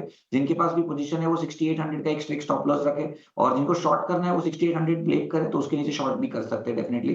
तो एज ऑफ नाउ नई खरीदारी के लिए वेटिंग वॉच कीजिए। आपके पास अगर पोजीशन है तो 6800 का स्टॉप लॉस मेंटेन कीजिए, और अगर आपको फ्रेश शॉर्ट करना है तो 6800 के नीचे आप शॉर्ट भी कर सकते हो। दोनों ही साइड के मौके जो हैं डॉक्टर रेड्डीज़ में है। अगर आपके पास बाइंग की पोजीशन है तो आप थोड़ा सा वेट कर सकते हैं, पर अगर 6800 तोड़ा तो यहाँ पे शॉर्टिंग की भी अपॉर्चुनिटीज़ हैं। आप देखिए इंडेक्स काफ़ी रेंज बाउंड है, ऐसे में स्टॉक स्पेसिफिक दोनों ही साइड के हमें मूव आते हुए दिख रहे हैं, क्योंकि पिछला पूरा हफ्ता फार्मा के लिए काफ़ी अच्छा था। अब जब थोड़ी प्रॉफिट बुकिंग हावी हो रही है तो इसमें कोई भी नुकसान नहीं है कि आप थोड़े से कुछ शॉर्ट के मौके भी ढूंढें। एक और स्टॉक जिस पे वैशाली आपकी राय चाहिए वो है इंडसइंड बैंक, क्योंकि कुछ एक फाइनेंशियल्स काउंटर्स में एक्शन है और पिछले हफ्ते की काफ़ी इंटरेस्टिंग रिपोर्ट आई थी। देखिए ऑन एन एवरेज हम रोज़ कई सारी ब्रोकरेज रिपोर्ट्स जो हैं पढ़ते हैं, एटलीस्ट 10-15 रिपोर्ट्स तो हम पढ़ते ही हैं, पर कुछ एक ब्रोकरेज रिपोर्ट स्टैंड आउट ज़रूर होती हैं। और CLSA की रिपोर्ट थी, मुझे याद है इंडसइंड बैंक पे 1400 का स्टॉक चल रहा था, 1800 तक के टारगेट्स दे रहे थे। आप देखिए 1400 के स्तर उसने उसके बाद तो नहीं रीटेस्ट किए और स्टॉक एक मोमेंटम में भी है। पर क्या वैशाली अभी भी इन स्तरों पे आपको इंडसइंड बैंक पसंद आ रहा है, और आपका क्या नजरिया है इस पे? जी जरूर। सो एक्चुअली जैसे कि मैंने शुरुआती में ही बताया था कि ध्यान था of course private sector banks, और इंडसइंड खास करके एक बॉटम बना के एक इवन अगर आप वीकली चार्ट देखेंगे तो आई थिंक 1380 1400 का एक सपोर्ट बैंड बन चुका था, और वहां से हमने एक बाउंस बैक देखा है। तो फिलहाल मुझे लग रहा है ये ट्रेंड अभी भी जा सकता है ऊपर। 1480 will be the next resistance. तो फिलहाल मेरा व्यू पॉजिटिव रहेगा 1480 के टारगेट के लिए। 1480 जो एक प्रोमिनेंट रेजिस्टेंस है उसके अगर ऊपर सस्टेन करता है और फॉलो ऑन बाइंग आती है तो आई थिंक 1520 के नेक्स्ट टारगेट दिख सकते हैं। तो शॉर्ट टर्म ट्रेडिंग के लिए भी आई थिंक 1420 का सपोर्ट और 1480 का टारगेट।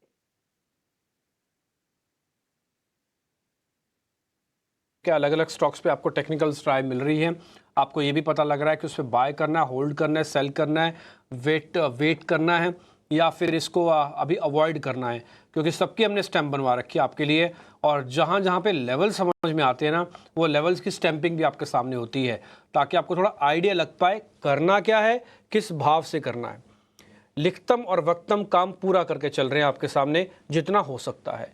चंदन तापड़िया इस बीच मेरे साथ जुड़ रहे हैं, मोतीलाल ओसवाल के man of the Motilal Oswal हमारे साथ हैं चंदन तापड़िया। चंदन सर बहुत बहुत शुक्रिया, थैंक यू वेरी मच। जरा बताइए सर, आज आपके कौन से शेयर्स हैं? Good morning, thank you Dimpy, और सभी पैनलिस्ट को भी आभार, धन्यवाद मॉर्निंग। तो सबसे पहले हम बात करें तो देखिए, सबसे पहले तो बाजार ने एक नया रिकॉर्ड बनाया। लगातार 13 कंसेक्यूटिव डेज से मार्केट एक विनिंग स्ट्रीक बना रहा है, और ये आई थिंक हिस्ट्री में पहली बार हुआ है। उससे पहले 11-12 बार 1993 में हुआ था। बाजार में काफी स्ट्रेंथ है, और आप देखोगे शुरुआती हल्की से जो डिक्लाइन आई थी वो क्या शानदार तेजी में तब्दील हुई। रोल ओवर के डेटा भी 77% है, वोलेटिलिटी काफी नीचे के लेवल पे है। CBOE VIX at US also fell down from higher levels. So सारे डेटा सेटअप ये इंडिकेट कर रहे हैं कि बाजार वापस एक नई ऊंचाई के लिए मोमेंटम गियर अप कर रहा है। ओवरऑल हम higher top higher bottom formation बना रहे हैं, और अब नया बेस 25,000 पे शिफ्ट हो रहा है। हमारा मानना है कि जब तक 25,000 का लेवल होल्ड कर रहा है, कोई भी छोटा मोटा डिक्लाइन खरीदारी में तब्दील करना चाहिए। ऊपर में कहीं ना कहीं 25,750 से लेके 26,000 तक के टारगेट इंडेक्स में बनने चाहिए। अब हम स्टॉक स्पेसिफिक बात करें तो पहला ट्रेड रहेगा हमारा आईटीसी। काफी दिनों के बाद में इस काउंटर में कंसोलिडेशन ब्रेकआउट हुआ है और आप डेली चार्ट पे देखें तो लगभग यहाँ पे 26-27 दिन का एक कंसोलिडेशन कंप्लीट हुआ है। 500 की पुट राइटिंग देखने को मिली है। वीकली चार्ट पे एक रनिंग पोल इन फ्लैग पैटर्न बना है जो इंडिकेट कर रहा है कि ब्रेकआउट होना चाहिए। तो आईटीसी पे खरीदारी की सलाह है। सपोर्ट रहेगा 498, ऊपर में टारगेट बनेंगे लगभग 533 के। दूसरा ट्रेड रहेगा Chola finance. Most of the financial companies ने काफी अच्छा मोमेंटम पिछले कुछ दिनों में देखा है, चाहे आप हेवीवेट्स बजाज फाइनेंस, बजाज फिंसर की बात करें या फिर एमएनएम फाइनेंस की बात करें। तो सिमिलरली चोला फाइनेंस भी पिछले 5-7 दिनों से हाई टॉप हाई बॉटम के साथ में जो मल्टीपल हर्डल्स है वो निकाले हैं। लगभग 50 दिन का कंसोलिडेशन ब्रेकआउट हुआ है, साथ में long built up, roll over data भी इंक्रीजिंग है, तो खरीदारी की सलाह होगी। सपोर्ट रहेगा 1440, ऊपर में कहीं ना कहीं 1580 तक के टारगेट आपको चोला फाइनेंस में बनने चाहिए। ठीक है, आईटीसी सर आपका जो शेयर है ना बड़ा इंटरेस्टिंग है। एक्चुअली में आज मैंने एसबीआई कार्ड के साथ साथ दूसरा शेयर आईटीसी ही निकाल रखा था, फिर मेरे को लगा ठीक है एक ही शेयर देना ज़्यादा समझदारी है, मैंने अपने आप को रोक लिया। लेकिन अच्छा कि सर आपने आईटीसी नोटिस करवाया, 533 का टारगेट है, 498 है। ये शेयर मेरे को आपका काफ़ी पसंद आया। ये डिफेंसिव और एग्रेसिव दोनों का प्ले इसमें अंदर है। ये शेयर आपका काफ़ी बेहतर है। सर 2-4 शेयर ज़रा मेरे पास और भी हैं, एक बार ज़रा आप उसको भी चेक कर लीजिएगा कि उन सब में क्या करना है। सर पहले तो 2 चीज़ों के बारे में गाइड कीजिएगा। रिलायंस पे आज स्ट्रेंथ आएगी कि नहीं आएगी सर? आज और चलेगा रिलायंस? चंदन सर देखिए, रिलायंस की बात करें तो रिलायंस ने एक पॉजिटिव प्राइस सेटअप बना के पिछले लगभग 8-10 दिनों से की मूविंग एवरेजेस होल्ड कर रहा है। हम नीचे में पुट राइटिंग देख रहे हैं, बट कंसर्न ये है कि फॉलो अप एक्टिविटीज इस काउंटर में ऊपर में बनता नहीं है। 2 दिन पहले आप देखो 3080 तक के लेवल अटेम्प्ट किए, बट ऊपर के लेवल से डिक्लाइन आ गया।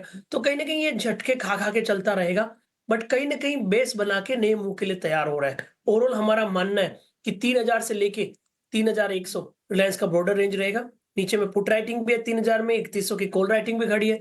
तो आपको 3000 टू 3100 की रेंज को प्ले करना पड़ेगा। पॉजिटिव टू रेंज बाउंड बायस को आप अप्लाई कर सकते हो। ठीक है, डन सर। तो एक आपका positive to range bound trade आपको रिलायंस इंडस्ट्रीज में मिलेगा। अच्छी बात यह है कि नुकसान नहीं करेगा, तो ये पॉइंट समझ में आ रहा है कि रिलायंस इंडस्ट्रीज बाजार को नीचे की तरफ नहीं धकेलेगा, या तो यहीं रोकेगा या तो ऊपर लेके जा सकता है। 9:03 हो चुके हैं। एक काम करते हैं, नवरत्न शेयर आपके सामने पहले रख देते हैं, शरद आपको बताने जा रहे हैं, फिर हम जरा स्पीड से काफ़ी सारे शेयर्स लेंगे जिसको हम स्टॉक एक्सप्रेस कहते हैं। तो आपके अगर शेयर्स हो तो आप हमको भेज दीजिएगा, हम कोशिश करेंगे वो भी जोड़ देंगे उसी के अंदर ही। तो पहले शरद से नवरत्न शेयर। शरद जी बताएं आप।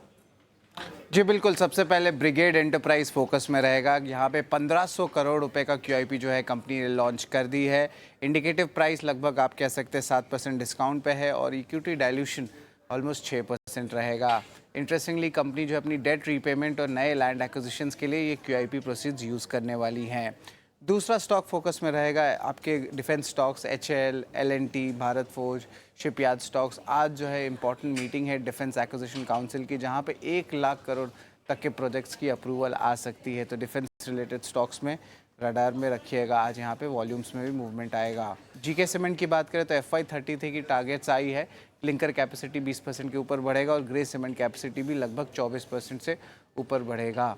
इंपॉर्टेंटली कंपनी जो है अपनी कॉस्ट सेविंग्स के कारण 150 से 200 रुपये प्रति मेट्रिक टन की जो है कॉस्ट सेविंग्स कर सकते हैं अगले 2 साल में। हमारा चौथा स्टॉक वेदांता रहेगा। वित्त साल 2025 का तीसरा इंटरिम डिविडेंड जो है ऐलान किया है, 20 रुपये प्रति डिविडेंड का ये टोटल आंकड़ा है। ओवरऑल 4410 करोड़ का जो है इन्फ्लोज वेदांता को ग्रुप लेवल पे आएगा। और याद रखिए इस साल जो है एनालिस्ट का मानना है कि डेट ऑब्लिगेशंस पेमेंट जो है वेदांता का वो कंप्लीट हो सकता है और डिविडेंड और भी ऐलान हो सकते हैं वित्त साल 2025 में। तो इस पे जो है ज़रूर फोकस रखिएगा। रेमंड की बात करें तो उनकी जो लाइफस्टाइल बिजनेस है उस पर कमेंट्री आई है। 3 से 5 साल में 12 से 15% तक आय का ग्रोथ आ सकता है। वही एबिटा की बात करें तो वो डबल हो सकता है 2028 तक। कंपनी की स्टेटमेंट आई कि गारमेंटिंग स्ट्रैटेजी उसमें जो है ऑफकोर्स चाइना प्लस 1 स्ट्रैटेजी तो बाज़ार को पता ही था प्ले आउट हो रहा है, लेकिन अब उनकी कमेंट्री बांग्लादेश प्लस 1 स्ट्रैटेजी में भी आने लगी है। आदित्य बिरला फैशन रिटेल 5 सितंबर को इम्पॉर्टेंट बोर्ड मीट है जहां पे फंड रेस की जो है विचार करेगी कंपनी। वही हमारा 7वां स्टॉक NMDC रहेगा जहां पे एजेंसीज के जरिए न्यूज़ फ्लो आ रही है कि 1620 करोड़ रुपए का जो पेनाल्टी इनको मिल सकता है। 8वां स्टॉक रहेगा हमारा GMR पावर। BNK का रिपोर्ट आया है, यहाँ पे उन्होंने इनिशिएट किया है बाई के साथ, टारगेट प्राइस रखा है 184 रुपीज़ पर शेयर। और उन्होंने कहा है कि गवर्नमेंट की जो रिन्यूड एम्फेसिस आई है थर्मल पावर पोजीशंस को लेके, वो कंपनी के लिए फेवरेबल है और वो अपनी पोर्टफोलियो भी डाइवर्सिफाई कर रहे हैं, स्मार्ट मीटर में भी जा रहे हैं। और हाल ही में इनको जो है उत्तराखंड और यूपी से जो है बड़े ऑर्डर्स भी आए हैं स्मार्ट मीटर सेगमेंट में। लेकिन हमारा जो आखिरी सेगमेंट है बिग बोल्ड ब्रोकरेज, इसमें आधार हाउसिंग फाइनेंस फोकस में रहेगा। कोटक की रिपोर्ट आई है, इनिशिएट बाई रखा है, टारगेट प्राइस 550 रुपीज़ पर शेयर पे रखा है। और उन्होंने कहा कि कंपनी की डाइवर्सिफाइड ऑफरिंग्स है और 20% से ज़्यादा का जो है कंपाउंडेड ग्रोथ जो है कंसोलिडेटेड बेसिस पे देखने मिल रहा है। और एयूएम पे भी जो है ग्रोथ पे बुलिश नज़रिया ब्रोकिंग हाउस का आया है। तो ये 9 अहम स्टॉक्स है जहाँ पे आज एक्शन देखने मिल सकता है। शुक्रिया शरद। तो ये तमाम स्टॉक्स आप देख भी रहे होंगे कि प्री ओपन में जहां जहां भाव आने शुरू हो गए हैं वहां पर आपको थोड़ी रौनक ऑलरेडी देखने को मिल रही होगी। इनको आप फोकस में रख के चलिए। यहाँ पर एक्शन अमूमन दिखता ही है। 9 के नवरत्न लाने का मकसद भी हमारा ये होता है कि आप इतने बड़े बाजार में इतनी तमाम खबरों और शेयरों के बीच में आप कुछ स्टॉक्स ना आइडेंटिफाई करके सिलेक्ट करके पहले से रख लें प्रिपेयर करके, और ये 9 के नवरत्न वही काम करके आपको देता है। एक और एक्सपर्ट को जोड़ लेते हैं, हमारे साथ जुड़ गए हैं जेएम फाइनेंशियल के तेजस शाह। तेजस जी, बहुत शुक्रिया आपका समय देने के लिए। Good morning. शुरुआत आपके शेयरों से ही कर लेते हैं। सर बताइए क्या खरीदना है आज? गुड मॉर्निंग और सभी दर्शकों को मेरा नमस्कार। आज का मेरा जो पहला ट्रेडिंग पिक है वो बैंकिंग क्षेत्र से है, प्राइवेट बैंकिंग से क्षेत्र से इंडसइंड बैंक लिमिटेड है। ये स्टॉक ने कल के सत्र में अपनी 200 दिन और 50 दिन की मूविंग एवरेज के ऊपर बंद दिया है। स्टॉक का चार्ट सेटअप काफी अच्छा है। स्टॉक ने अपना जो प्रीवियस स्विंग हाई था उसके ऊपर भी क्लोजिंग दी है, तो एक अच्छा खासा सेटअप बन रहा है स्टॉक में। तो ये जो स्टॉक है हम करंट भाव पे या डिप में खरीदारी करने की राय दे रहे हैं। इसमें आपको स्टॉप लॉस लगाना है 1399 का। इसका पहला लक्ष्य रहेगा 1500 का और दूसरा लक्ष्य रहेगा 1550 का। इसके अलावा जो मेरी दूसरी ट्रेडिंग पिक है वो है UPL limited. UPL limited stock ने वीकली चार्ट पे एक इन्वर्टेड हेड एंड शोल्डर का ब्रेकआउट दिया था लास्ट फ्राइडे को, और उसके बाद अगर देखेंगे तो स्टॉक कंटिन्यूसली आउट परफॉर्म कर रहा है। तो ये जो स्टॉक है हम करंट भाव पे बाय करने की सलाह दे रहे हैं। इसमें आपको स्टॉप लॉस लगाना है 579 का। इसका पहला लक्ष्य रहेगा 620 का और दूसरा लक्ष्य रहेगा 640 का।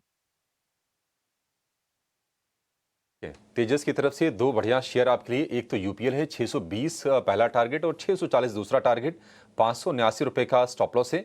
और देखा भी हमने है कि हाल फिलहाल जो केमिकल वाले, पेस्टिसाइड वाले, एग्रो केमिकल वाले जो भी शेयर है ना, वहां पर तेजी एक लेग की फिर से आ रही है। यूपीएल उसमें से आइडेंटिफाई किया है तेजस ने।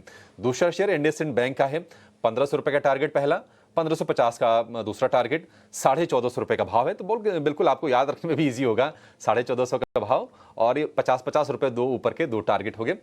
1399 रुपए का स्टॉप लॉस है, 1400 रुपए से 1 रुपए कम। कई बार क्या होता है कि उस लेवल तक आके, सपोर्ट तक आके स्टॉक्स फिर से घूमते हैं, तो इसलिए 1 रुपए नीचे का स्टॉप लॉस आपके लिए दिया है तेजस जी ने। ये 2 शेयर हो गए। चंदन जी, आज ये तमाम डिफेंस स्टॉक्स फोकस में रहेंगे क्योंकि डिफेंस एक्विजिशन काउंसिल यानी कि रक्षा अधिग्रहण परिषद की आज बैठक है और 1 लाख करोड़ रुपए की मंजूरी दी जा सकती है। उसमें से 70,000 करोड़ रुपए क्या है कि ये जो शिपिंग वाली जो कंपनीज हैं, शिपयार्ड वाली, उनके लिए 70,000 करोड़ रुपए मेक इन इंडिया अभियान के तहत उनको दिया जा सकता है order. Cochin shipyard, Garden Reach, Mazagon dock, ये तमाम शेयर अगर हम देखेंगे तो अपने हाई से, यानी कि जुलाई में जो हाईज बना था, तो 2 महीने में करीब करीब 30%, 35% ये शेयर करेक्ट हो गए हैं। तो कहीं ना कहीं वैल्यूएशन वाला भी कंफर्ट आ गया और अब तो खबर भी आ गई। आपको टेक्निकली कहां पर ज्यादा भरोसा दिख रहा है? किसी कुछ बाई करना हो तो आप क्या सलाह देंगे? जी देखिए, डिफेंस में काफी अच्छी रैली पिछले कुछ महीनों में देखने को मिली, बट पिछले जो लगभग 8 वीक है, यानी कि लगभग आपके 40 ट्रेडिंग सेशन, वहां पे मुनाफा वसूली देखने को मिली है। ऊपर के मुनाफा वसूली के बावजूद भी अभी आप देखोगे most of the defence counter year on year basis और कैलेंडर ईयर बेसिस अभी भी अच्छा खासा मोमेंटम है। कोचिन शिपयार्ड की आप बात करें, ऊपर में लगभग 3000 गया था, अभी 1900-2000 है। तो ऊपर से करेक्टिव मूव के बाद भी 180% ईयरली गेन बना हुआ है। कंसर्न अब यह है कि इसमें सेटअप थोड़ा सा नेगेटिव बना था, lower top lower bottom short term में बना था। और मेरे हिसाब से यदि आज का ट्रिगर काम करता है तो एक बार के लिए शॉर्ट टर्म के बॉटम बन के रिवर्सल बनेंगे। तो जिन लोगों को रिस्क रिवॉर्ड रेशियो वाइज है उनको काउंटर वापस एक नए सेटअप के लिए तैयार हो जाएंगे। इन सब पे कंपेयर करूं तो मैं जीआरएससी पे फोकस करूंगा विद द व्यू कि लगभग 22 दिनों का lower top lower bottom complete हुआ है, पिछले 8-9 दिनों का कंसोलिडेशन ब्रेकआउट हुआ है। यहाँ पे ये काउंटर लगभग 1850 के ऊपर होल्ड हो जाता है तो ऊपर में लगभग 2000 तक के लेवल दिखाता हुआ नजर आएगा। तो जीआरएससी पे फोकस करना चाहिए। यहाँ पे एक पॉजिटिव सेटअप बन सकता है। वीकनेस का एक जो नेगेटिव सेटअप है वो निगेट होना चाहिए। उसके अलावा माझगांव डोक की बात करें तो इस काउंटर में भी ऊपर के लेवल से मुनाफा वसूली है, बट अब ये काउंटर ऊपर में लगभग 4550 निकलेगा तभी जाके बॉटम बनेगा। तो दोनों ही काउंटर में पॉजिटिव बायस है, बट एक की लेवल निकले तब जाके यहाँ पे इमीडिएट ट्रिगर बनेगा शॉर्ट टर्म के लिए। ठीक है चंदन सर, 3 मिनट रह गए हैं। जरा मैं आपसे स्पीड से कुछ क्वेश्चंस पूछूंगा, आप स्टॉप लॉस टारगेट के साथ उसके बारे में बताते जाइएगा, जल्दी जल्दी बताइएगा ताकि ज़्यादा क्वेश्चंस ले पाएँ। सर शुरुआत करना है कल के सुपरहिट प्लेयर के साथ ही कर रहा हूँ, वह गुजरात गैस। आज भी चलेगा, खुलते प्लस करना है गुजरात गैस? बिल्कुल, गुजरात गैस को पॉजिटिव बायस रहेगा।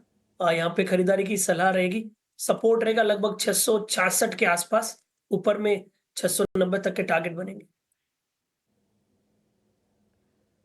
ठीक है सर, दूसरा शेयर है यूनियन बैंक, क्या खुलते प्लस करूं यूनियन बैंक? यूनियन बैंक एक रेंज बाउंड बायस रहेगा। ऊपर में हर्डल है 127 128, जब तक वो नहीं निकलता है तब तक मोमेंटम आना थोड़ा टफ रहेगा। एबी कैपिटल खुलते बाय करूं? आज हमारे एक मेहमान की कॉल भी थी एबी कैपिटल, खुलते प्लस करूं क्या एबी कैपिटल? बिल्कुल करना चाहिए, पॉजिटिव बायस है। मेरा मानना है कि पॉजिटिव सेटअप बना है तो बिल्कुल खरीदारी की सलाह यहाँ पे बनेगी। सपोर्ट आपका बनेगा यहाँ पे लगभग 222 के आसपास, ऊपर में 240 तक के टारगेट के लिए। 222 240 के स्टैंप लगाते बाय कर दो आप इसको भी। हीरो मोटोकॉर्प सर खुलते बाय करूं? बिल्कुल हीरो मोटो किया जा सकता है। हम पॉजिटिव व्यू रख रहे हैं ऑटो में, हीरो मोटो बजाज ऑटो पे। खरीदारी की सलाह बनेगी। ऑलरेडी हमारे पहले एक 5600 के टारगेट थे, वो कल हासिल हुए। अब हल्के से डिप पे खरीदारी की सलाह हो सकती है। 5450 का सपोर्ट है, ऊपर में 5880 के टारगेट के लिए। HDFC लाइफ खुलते प्लस करना है सर? HDFC लाइफ बिल्कुल इंश्योरेंस कंपनीज पे पॉजिटिव व्यू है। HDFC life one of the strongest name है। खरीदारी की सलाह रखेंगे। यहाँ पे सपोर्ट बना सकते हो आप लगभग 740 के आसपास, 780 के टारगेट के लिए। ठीक है, इन्फोसिस पे ध्यान दूं सर? आज भी चल सकता है क्या इन्फोसिस? कल अच्छा बंद हुआ था। देखिए आईटी में परसिस्टेंट पे फोकस रहेगा, बट इन्फोसिस ने भी अच्छा खासा मूवमेंट दिया। स्लो एंड स्टडी रहेगा, बट पॉजिटिव बायस है। लगभग 1920 के आसपास के सपोर्ट बनेंगे, ऊपर में आप 2020-2040 तक के टारगेट यहाँ पे देख सकते हैं। इंडियन होटल्स खुलते बाय करना है? Indian hotel sir? बिल्कुल, इंडियन होटल की बात करें यहाँ पे पॉजिटिव बायस है। 4 दिन का करेक्टिव मूव कंप्लीट हो चुका है। मेजर ट्रेंड पॉजिटिव है। मेरे हिसाब से नए रनअप के लिए काउंटर तैयार हो रहा है। 648 का सपोर्ट रहेगा, ऊपर में लगभग 685 के टारगेट के लिए। ठीक है, एक बार जरा हिंदुस्तान एरोनॉटिकल्स दिखाना स्क्रीन पर। मेरे को तो था कि 1 से 2% खोलेगा ऊपर, लेकिन ये खोल ही रहा है 5% ऊपर। Hindustan aeronauticals HAL, Hindustan aeronauticals. अच्छा ठीक है, तो मार्केट खुलने पर ही आपको नोटिस करवा देंगे। लेकिन फिलहाल अभी आप देखिए 34 पॉइंट की बढ़त के साथ निफ्टी, सेंसेक्स में कुछ खास बड़ा मोमेंटम नहीं, सिर्फ 90 पॉइंट है। और बैंक निफ्टी भी जो फ्रीज हुआ है सिर्फ 40 पॉइंट है। उसके पास भी गैप का 51,500 नहीं है। तो अभी तो कश्मकश जारी रहेगी। इंडाइसिस पे इंटरेस्ट कम है, स्टॉक स्पेसिफिक काम ज़्यादा कीजिएगा। और अगर आप देखेंगे तो 7 सेकंड बाद आपको मैं सबसे पहले जो शेयर्स है वही दिखाऊंगा। उसमें आप SBI चेक कीजिएगा, SBI कार्ड चेक कीजिएगा, हिंदुस्तान एरोनॉटिकल चेक कीजिएगा। मार्केट खुला, टिक्स आना शुरू हुए हैं। 29 पॉइंट का पहला टिक अप, 11 पॉइंट। बैंक निफ्टी तो खुलते ही लाल निशान में चला गया। अब 70 पॉइंट करीब नीचे आकर ट्रेड कर रहा है। रिलायंस ने आज कमज़ोर शुरुआत की है, ऑलमोस्ट फ्लैट है। HDFC की कमज़ोर शुरुआत है, ऑलमोस्ट फ्लैट है। ये SBI कार्ड हमारा ब्रेकआउट शेयर था, 3.5% गैप के साथ खुला है। बताइए अब क्या इसमें बचा? 3.5% हिंदुस्तान एरोनॉटिकल्स ऊपर खुल रहा है। इसमें कुछ बचा ही नहीं बताने के लिए। हमारा तो गेस था कि 1.5 से 2% खुलेगा, लेकिन ये खोला ही ज़्यादा, तो ट्रेड बनता नहीं। विशाली ने भी आपको आगाह किया था कि ज़्यादा बड़े गैप के साथ खुले तो फिर ट्रेड मत लेना आप। ठीक है, देखते हैं जरा पहले 500 शेयर्स ज़रा दिखा देना। वो बोले Reliance industries, HDFC, L&T, HUL, Infosys, TCS। जल्दी फायर करते जाइए। एडवांस डिक्लाइन की रेशो आज फिर भी ठीक है। इतना सब कुछ होने के बाद 17-18 पॉइंट नीचे है, लेकिन उसके बावजूद भी एडवांस डिक्लाइन की रेशियो ठीक है। सारे शेयर्स में चेक कर रहा हूँ, उसमें से मेरे को अभी तक कोई खराब शेयर नहीं दिख रहा जिसकी वजह से प्रेशर बने। थोड़ा इन्फोसिस प्रॉफिट बुकिंग करवा रहा है आज। कल TCS चल रहा था नीचे आया थोड़ा, आज इन्फोसिस शुरुआत में थोड़ा नीचे आया। हिंदुस्तान यूनिलीवर ऑलमोस्ट फ्लैट जैसा ही है, 2-3 रुपये का कोई बड़ा फर्क नहीं है। LNT भी ऑलमोस्ट फ्लैट ही है। तो फिलहाल तो कंसोलिडेशन है बॉस। इस कंसोलिडेशन में 2 लेवल्स आपको बचाने हैं। पहले 25,200 को बचाना है और बैंक निफ्टी को 51,200 को बचाना है या फिर 51,000 को बचाना है। फिलहाल आज स्ट्रगल रहेगा सपोर्ट्स का। सपोर्ट्स को बचाने की मेहनत आज मार्केट को अच्छे से करनी पड़ेगी। ये काम तो आज बाजार को करना होगा। चलिए मैं आपको दिखा देता हूँ आज के टॉप गेनर्स। पहले निफ्टी के दिखाऊंगा, फिर उसके बाद फिर आपको दूसरे स्टॉक्स पे लेके चलूँगा। पहले निफ्टी के टॉप गेनर्स दिखाइए जो आज बाजार को खुलते ही हमारी हेल्प कर रहे हैं। उसमें HDFC लाइफ है। हमने शुरुआत में सर से पूछा था अभी एक्सप्रेस के अंदर ही कि HDFC लाइफ खुलते प्लस करें, उन्होंने हाँ बोला। 1% ऊपर है ये खुलते ही। टाटा कम्युनिकेशन ऊपर, हिंडाल्को ऊपर, बजाज फिनसर्व ऊपर है। बजाज फिनसर्व ब्रेकआउट शेयर था, अब पिछले हफ्ते दिया था, करीब 13-14% चल चुका है। इसके अलावा भारती एयरटेल के अंदर भी करीब आधे % के आसपास की मजबूती है। इसके अलावा एक बड़ी ब्लॉक डील आपको लग रही होगी सिग्नेचर ग्लोबल पे, 41 लाख शेयरों की ब्लॉक है। एक्चुअली मैं आपको परसेंटेज में बता देता हूँ, करीब 3.7% इक्विटी का एक्सचेंज ऑफ हैंड्स हो रहा है और जिसकी वजह से सिग्नेचर ग्लोबल करीब 4-4.5% इस समय नीचे है। ये एक रियल एस्टेट कंपनी है जो कि गुड़गांव के अंदर काफ़ी अच्छा काम करती है। अभी तक की जानकारी है करीब 4% इक्विटी ने हाथ बदला किया है और 1450 के आसपास का रेट है जहाँ पे एक्सचेंज ऑफ हैंड्स हो रहे हैं। 1450 का एक्सचेंज ऑफ हैंड्स है, उसके थोड़ा नीचे अभी चल रहा है, करीब 25 से 30 रुपये के आसपास से 50 लाख शेयर हो चुके हैं। इक्विटी का करीब 4% अराउंड बनता है। आज वीक काउंटर्स कौन सा है? जरा टेक महिंद्रा के अंदर हल्की प्रॉफिट बुकिंग आई है। श्रीराम फाइनेंस और LTI माइंट्री, कुछ बड़े शेयरों में जब मैं चेक कर रहा हूँ ना फॉल को, तो कोई ज़्यादा बड़ा फॉल मेरे को दिख नहीं रहा। थोड़ी बहुत प्रॉफिट बुकिंग मेरे को बजाज फाइनेंस में भी अभी दिखी है, तो कुछ ज़्यादा बड़ा फॉल नहीं दिख रहा अभी, ठीक है। क्योंकि कोई भी शेयर ऐसा नहीं है जो टॉप 50 काउंटर्स का पार्ट हो और वो 1% से ज़्यादा टूटा हो। थोड़ी बहुत प्रॉफिट बुकिंग बजाज फाइनेंस के अंदर ज़रूर देखने को मिली, जिन्होंने बहुत अच्छी सी स्पीड से ऊपर लेके आए हैं। साल का हाई टेस्ट किया है HDFC लाइफ ने, खुलते इसने साल का हाई भी टेस्ट किया है और अभी ये 0.5% ऊपर है। अब आ जाते हैं जरा मैं कुछ और शेयर जो निफ्टी के इतर हैं उसके हट कर हैं। उसमें अगर आप देखेंगे मझगांव डॉक, ये जो डिफेंस वाली खबर आई उसने सभी शेयर्स को तेज़ किया। हिंदुस्तान एरोनॉटिकल्स करीब 3% ऊपर है। BDL भारत डायनामिक्स लिमिटेड जिसको कहते हैं ये करीब 2.5% ऊपर है। सोनाकॉम स्टार्स जो कि ऑटो एंसिलरीज है ये करीब 2 से 2.25% ऊपर है। प्रॉफिट बुकिंग हुई है आज पॉलिसी बाजार के अंदर, गुजरात गैस के अंदर। इसके अलावा अडानी ग्रीन्स का शेयर्स भी करीब 0.5% नीचे है। साल का हाई जिन शेयर्स ने टेस्ट किया उसमें HDFC लाइफ, फोर्टिस ने आज साल का हाई टेस्ट किया है। चोला फाइनेंस भी आज साल का हाई लगाने में कामयाब रहा और M&M फाइनेंस भी आज साल का हाई लगाया है। तो इन सभी शेयर्स ने आज साल का हाई लगाया है। जैसे मैं आपको बता रहा था कि सिग्नेचर ग्लोबल पे जो डील लगी है वो करीब 4% इक्विटीज़ की 1450 अराउंड का भाव है। जहाँ पे ब्लॉक लगा है वो हम आपकी स्क्रीन पर लेके आ रहे हैं। नीचे टिकर टीम ने भी डाल दिया, अभी 2.9 है, ये बाद में अपडेट हो जाएगा और आप देखेंगे करीब डील का साइज़ 3% से ऊपर चला जाएगा। खैर एनी हाउ, ये आपके स्क्रीन पर आ रहे थे कुछ शेयर्स। अब जरा निफ्टी को वापस से चेक करेंगे तो ना टूट में है ना बढ़त में है, कुछ भी नहीं हो रहा, 3 पॉइंट के ऊपर नीचे कर रहा। अब आप क्या खरीदेंगे और क्या कमाएंगे और क्या पाएंगे? बाजार के अंदर एक कंसोलिडेशन, टफ कंसोलिडेशन चल रहा है, बट बायसनेस पॉजिटिव है। ये क्या कर रहा है कि किसी भी डिप को बॉट तो कर रहा है लेकिन उसके बाद का एग्रेशन नहीं दिखा रहा है, जिसकी वजह से आपको इरिटेशन हो रही है मार्केट के अंदर कि हम पैसा लगा रहे हैं लेकिन हमारा पैसा बहुत बड़ा नहीं बन रहा। तो आप स्टॉक्स में थोड़ा ध्यान रखिए, जब तक रेंज के ब्रेकआउट्स नहीं होते तब तक ये ऐसे ही करेगा और उसमें बैंक निफ्टी का ब्रेकआउट होना बहुत ज़रूरी है। आज अच्छी बात यह है कि HDFC बैंक थोड़ा बहुत चल रहा है, इसको देख के मेरे को थोड़ी खुशी मिल रही है। आगे बढ़ें, अब जरा हीट मैप दिखाना शुरू कर दीजिए ताकि मोटा मोटी आपको आइडिया लग जाए कि अभी तक की क्या सिचुएशन है और कौन कौन से इंडाइसिस के अंदर कौन कौन से शेयर्स आपको चलते दिख रहे हैं। प्रोड्यूसर साहब ज़रा स्पीड से फायर कीजिएगा, बताते भी जाइएगा कि कौन कौन सा हीट मैप आप अपनी स्क्रीन पे लेके आ रहे हैं। हिंडाल्को सबसे ऊपर है, श्रीराम फाइनेंस, सन फार्मा।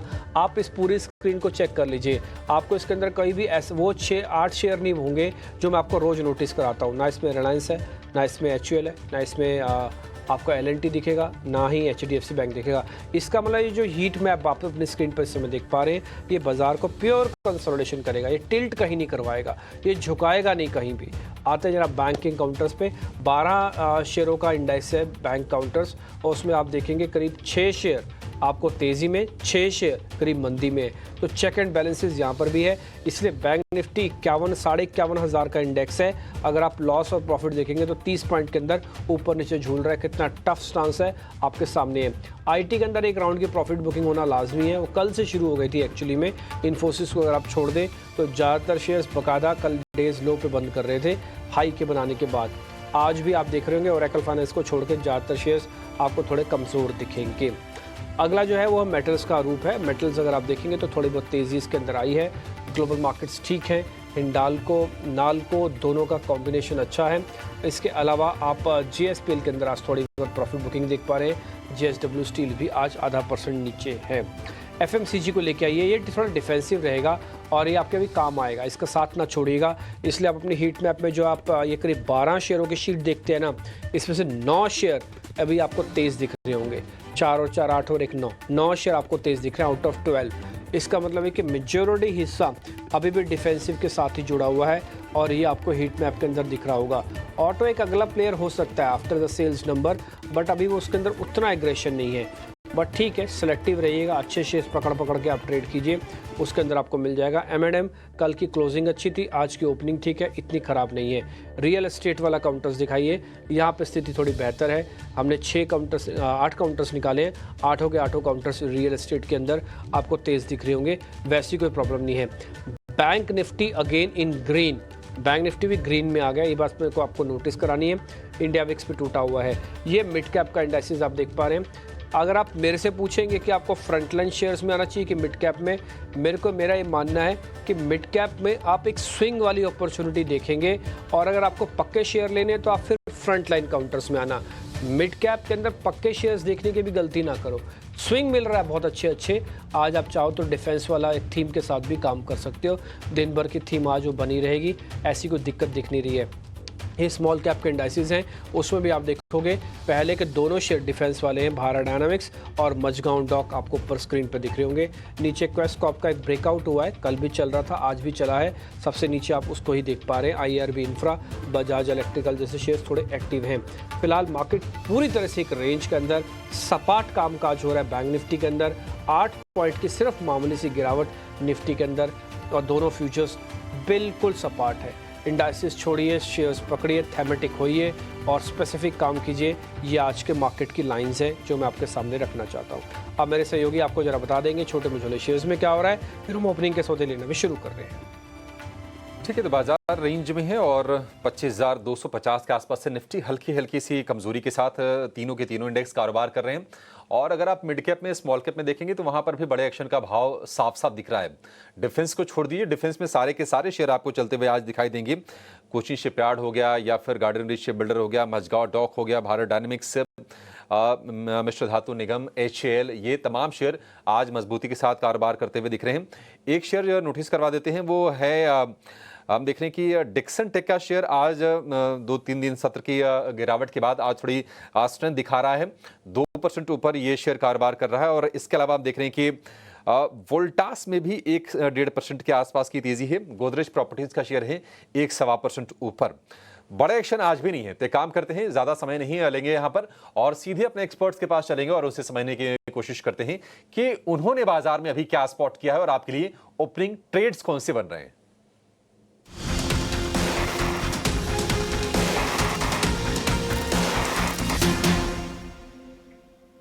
तो चलिए अपने एक्सपर्ट से लेना शुरू करते हैं उनके ओपनिंग कॉल्स। एंड चंदन, आपसे शुरुआत करना चाहेंगे क्योंकि एक तो अपडेट ये भी है कि ITC फिलहाल डे हाई पे है और आपका भी इस पे एक बाय रिकमेंडेशन थी, इस पे तो हमारी नज़र रहेगी ही, पर ओपनिंग के बाद चंदन आपकी नज़र कहाँ पे है? बिल्कुल, ITC तो एक काउंटर है जिसके बारे में हम चर्चा कर चुके हैं और उसके अलावा 2 स्टॉक्स में फोकस करना चाहूंगा। एक रहेगा श्रीराम फाइनेंस। श्रीराम फाइनेंस आप देखोगे तो एक high top high bottom weekly chart setup में बना रहा है और डेली चार्ट में पिछले लगभग 6-7 दिनों का कंसोलिडेशन ब्रेकआउट ये देने के लिए तैयार हो रहा है। काफी अच्छा सेटअप है, खरीदारी की सलाह देना चाह रहे हैं। 3180 का सपोर्ट रहेगा, ऊपर में लगभग 3400 तक के टारगेट बनेंगे। दूसरा काउंटर जो समझ में आ रहा है वो रहेगा टाटा कम्युनिकेशन। यहाँ पे एक मेजर ब्रेकआउट देखने को मिल रहे हैं। डेली चार्ट में एक राइजिंग चैनल और एक स्लोपिंग अपवर्ड चैनल का ब्रेकआउट देखने को मिला है। जिस हिसाब से 2000 के ऊपर होल्ड करता है यहाँ पे पॉजिटिव शॉर्ट कवरिंग ट्रिगर भी मिलेंगे। 1960 का सपोर्ट रहेगा, ऊपर में 2070 तक के टारगेट। सो आईटीसी तो एक काउंटर है, उसके अलावा टाटा कॉम पे भी यहाँ पे खरीदारी की सलाह देना चाहेंगे। टाटा कम्युनिकेशंस और श्रीराम फाइनेंस, यहाँ पर आप रखिए नज़र। देखिए श्रीराम फाइनेंस अभी निफ्टी 50 में लीड लेता हुआ भी दिख रहा है और इसमें और भी मोमेंटम की उम्मीद कर रहे हैं चंदन। पर किरण, आपसे अब समझना चाहेंगे कोई अपडेट है तो वो भी दीजिए, और साथ ही आपकी फ्रेश कॉल्स कहाँ पर है? सो अपडेट तो कोई नहीं है। अगर फ्रेश कॉल की अगर हम बात करें तो मार्केट काफी एक रेंज के अंदर ओपन हुआ है, तो मेरे हिसाब से थोड़ा वेट एंड वॉच हमें करना चाहिए। जो एफएमसीजी काउंटर के अंदर जो मूवमेंट है ऑलरेडी चंदन सर ने भी डिस्कस किया है, तो हिंदुस्तान यूनिलीवर के ऊपर आप ध्यान रख सकते हो। जिस तरह से हिंदुस्तान यूनिलीवर में एक कंसोलिडेशन है, उस कंसोलिडेशन पैटर्न का हमें ब्रेकआउट देखने को मिल रहा है। सो करंट मार्केट प्राइस से हिंदुस्तान यूनिलीवर डेफिनेटली लॉन्ग करना चाहिए। 2790 के आसपास ट्रेड कर रहा है, तो करंट मार्केट प्राइस से आप लॉन्ग कीजिए। 2770 का स्टॉप लॉस रहेगा और ऊपर में कहीं ना कहीं 2830 2840 तक जाने की गुंजाइश रखता है। तो एक दो दिन के हिसाब से डेफिनेटली मेरे हिसाब से यहाँ पे लॉन्ग करना चाहिए। ठीक है, तो HUL यहाँ पर आप एक दो दिन के लिहाज से ट्रेड कर सकते हैं। तो यहाँ पे आपको 2840 का आप टारगेट लगाइए और साथ ही 2770 का यहाँ पे आपको स्टॉप लॉस लगाना है। स्टॉप लॉस जो है वो काफ़ी नज़दीक का है और टारगेट्स जो है वो बड़े हैं, रिस्क रिवॉर्ड काफ़ी फेवरेबल है। अब तेजस, आपसे समझना चाहेंगे ओपनिंग के बाद कहाँ पे है आपकी नज़र, बताइए।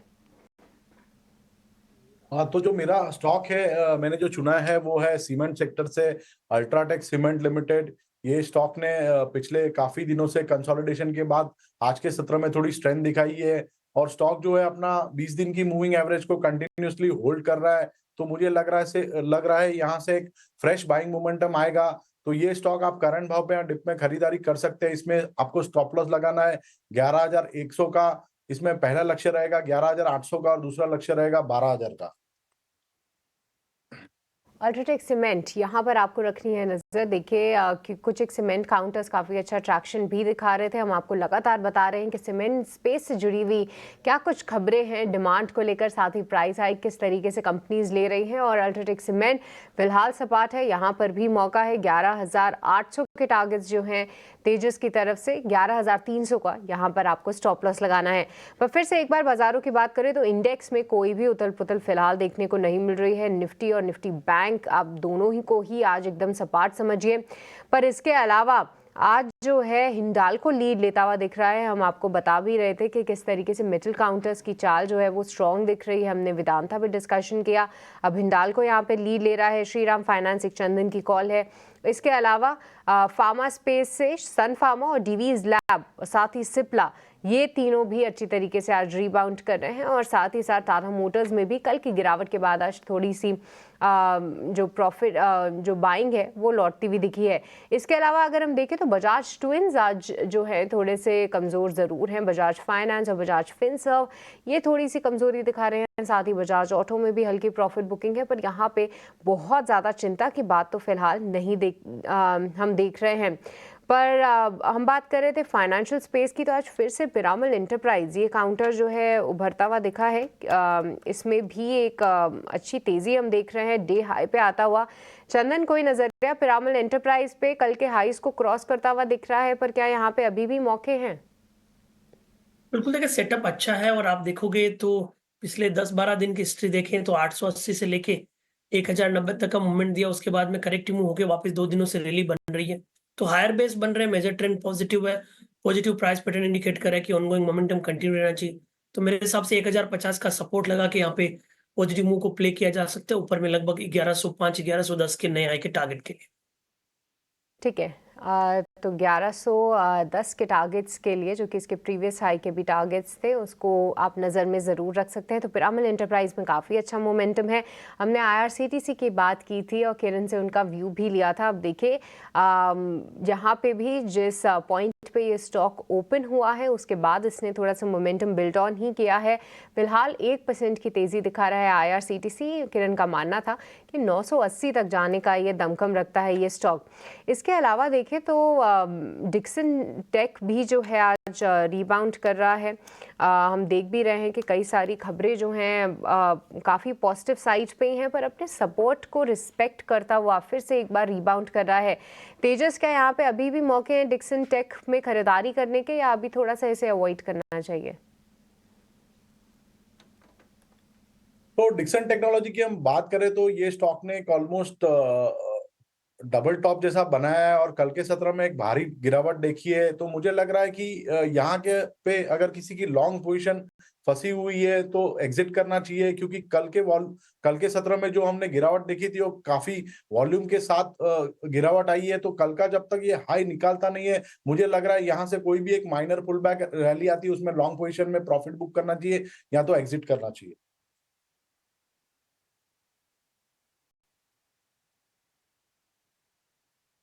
कुछ और स्टॉक्स जरा चेक कर लेते हैं खुलने के बाद, जहाँ पे मार्केट के अंदर मोमेंटो अच्छा बन रहा है। मैं जरा डेरिवेटिव शीट्स में से आपको चेक करवा देता हूँ ताकि आप लॉन्ग पोजीशंस को थोड़ा और अच्छे से आइडेंटिफाई कर पाए।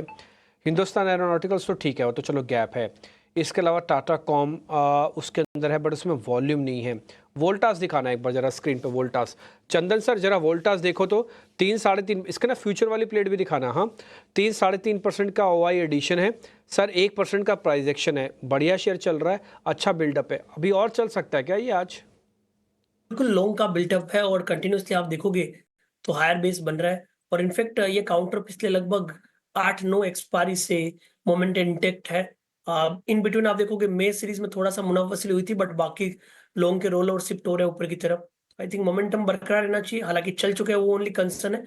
ओवरऑल ट्रेडिंग के लिहाज से आप यहाँ पे 1770 के आसपास के इमीडिएट सपोर्ट लगा सकते हो, ऊपर में 1850 1880 के टारगेट के। एक शेयर आपको सर और देखना होगा, एयू बैंक। मैंने कल भी इसके बारे में जिक्र किया था, कल भी अच्छा बंद हुआ था, आज भी इसके अंदर नोटिफाई हो रही है लॉन्ग पोजीशंस। सर जरा देख के बताना कहाँ तक जा सकता है ये? बिल्कुल एयू में आप देखोगे 3 दिन पहले 30 अगस्त को काफी बड़ा एक वॉल्यूम सर्ज देखने को मिला था। उस टाइम आप देखोगे रोल ओवर एक्टिविटीज भी उससे एक दिन पहले हुई थी और साथ में यहाँ पे लॉन्ग एडिशंस भी हुए हैं। तो कहीं ना कहीं जो लॉन्ग एडिशन का थ्रस्ट है अभी भी इंटेक्ट है, 2 दिनों से कंसोलिडेट मूव हुआ बट आज का हल्का सा पॉजिटिव ट्रिगर इस काउंटर को अपटिक दिखाएगा। खरीदारी की सलाह है, 670 का सपोर्ट रहेगा, कहीं ना कहीं वापिस ये 710 715 तक के टारगेट बना सकते हैं। सर एक और शेयर भी चंदन सर आप ही चेक करना, क्योंकि आप शायद उसको देख भी रहे होगे और आपका फैंसी काउंटर्स में से एक है। उस शेयर का नाम है एसआरएफ। सर 2600 आ गया, ये 2750 की तरफ कूच करने वाला शेयर है। अगर उसको भी इसने पार कर दिया तो फिर ये शेयर देखते ही बनेगा। जरा एसआरएफ देख के बताइए सर, 2600 के ऊपर अभी आ गया है एसआरएफ। आज की पोजीशनिंग अच्छी है। इसकी फ्यूचर वाली प्लेट भी दिखाना प्रोड्यूसर साहब एसआरएफ की। बिल्कुल एसआरएफ काफी प्रॉमिसिंग लग रहा है। चार्ट सेटअप देखें तो कहीं ना कहीं हायर बेस बन के और कंसोलिडेशन के ब्रेकआउट के वर्ज पे है। पिछले ऑलरेडी 4 दिनों से यहाँ पे स्विंग बने हैं 2500 से 2600 प्लस। वॉल्यूम्स के ट्रिगर्स भी यहाँ पे है, वीकली चार्ट सेटअप में भी कहीं ना कहीं ब्रेकआउट है और ये सेक्टर थोड़ा सा बीटन डाउन था और यहाँ पे कंसोलिडेशन ब्रेकआउट होता है तो शॉर्ट कवरिंग का ट्रिगर भी बनेगा। तो उस लिहाज से यहाँ पे एक बार के स्विंग बनने चाहिए। 2550 का सपोर्ट है, 2700 तक के लक्ष्य आपको निर्धारित करने चाहिए। अब मेरे पास कुछ शॉर्ट्स वाले शेयर भी हैं, जरा मैं वो भी चेक करवा लेता हूँ कि जहाँ पे शॉर्टिंग थोड़ी एग्रेसिव हो रही है कि क्या उनमें आज प्रॉफिट बुकिंग सीवियर रह सकती है। जो शेयर्स टूट रहे हैं ना 1% वाला, वो सिर्फ एक बजाज फिनसर्व है, क्योंकि उसमें काफ़ी तेज़ी से चला हुआ शेयर है इसलिए थोड़ा सा नीचे आया है, लेकिन उसमें भी वॉल्यूम नहीं है तो ये वापस ऊपर आ जाएगा। कोई भी मेरे को शेयर F&O की शीट में ऐसा नहीं दिख रहा जो कि वॉल्यूम के साथ टूट रहा हो। ठीक है, शॉर्ट के अलावा मैं अनवाइंडिंग और चेक कर लेता हूँ अगर कोई है उसमें से, तो अब वो एक बार अगर आपको होगा तो मैं आपको दिखाता हूँ। मैं अनवाइंडिंग वाले शेयर्स में से भी शेयर है, ठीक है। बलरामपुर चीनी चेक करा लेता हूँ बट बिना वॉल्यूम के है ये भी शेयर, फिर भी दिखाता हूँ एक बार क्योंकि अच्छा चला हुआ है। बलरामपुर चीनी चेक करना सर, चंदन सर एक बार आप चेक करो। डेज लो टेस्ट कर रहा है अभी ये, अब लग रहा है कि शायद थोड़ा रुक जाएगा, अभी ये जल्दी जल्दी और नहीं चलेगा, बहुत अच्छा रिटर्न दे चुका है जल्दी। जी देखिए 3 दिन पहले यहाँ पे एक लॉन्ग टेल देखने को मिली, similar to your spinning top kind of pattern.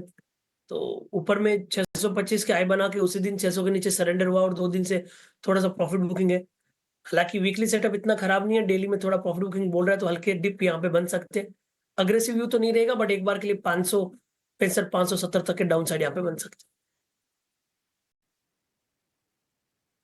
Chandan sir मेरे को ना एसआरएफ का शेयर काफ़ी अच्छा लग रहा है और अभी आप थोड़ी देर पहले नोटिस भी करवा रहे थे, कोई ऑप्शंस का ट्रेड है एसआरएफ में? मेरे को थोड़ा फ्यूचर्स लेने में दिक्कत हो रही है, तो मैं क्या ऑप्शंस ले सकता हूँ?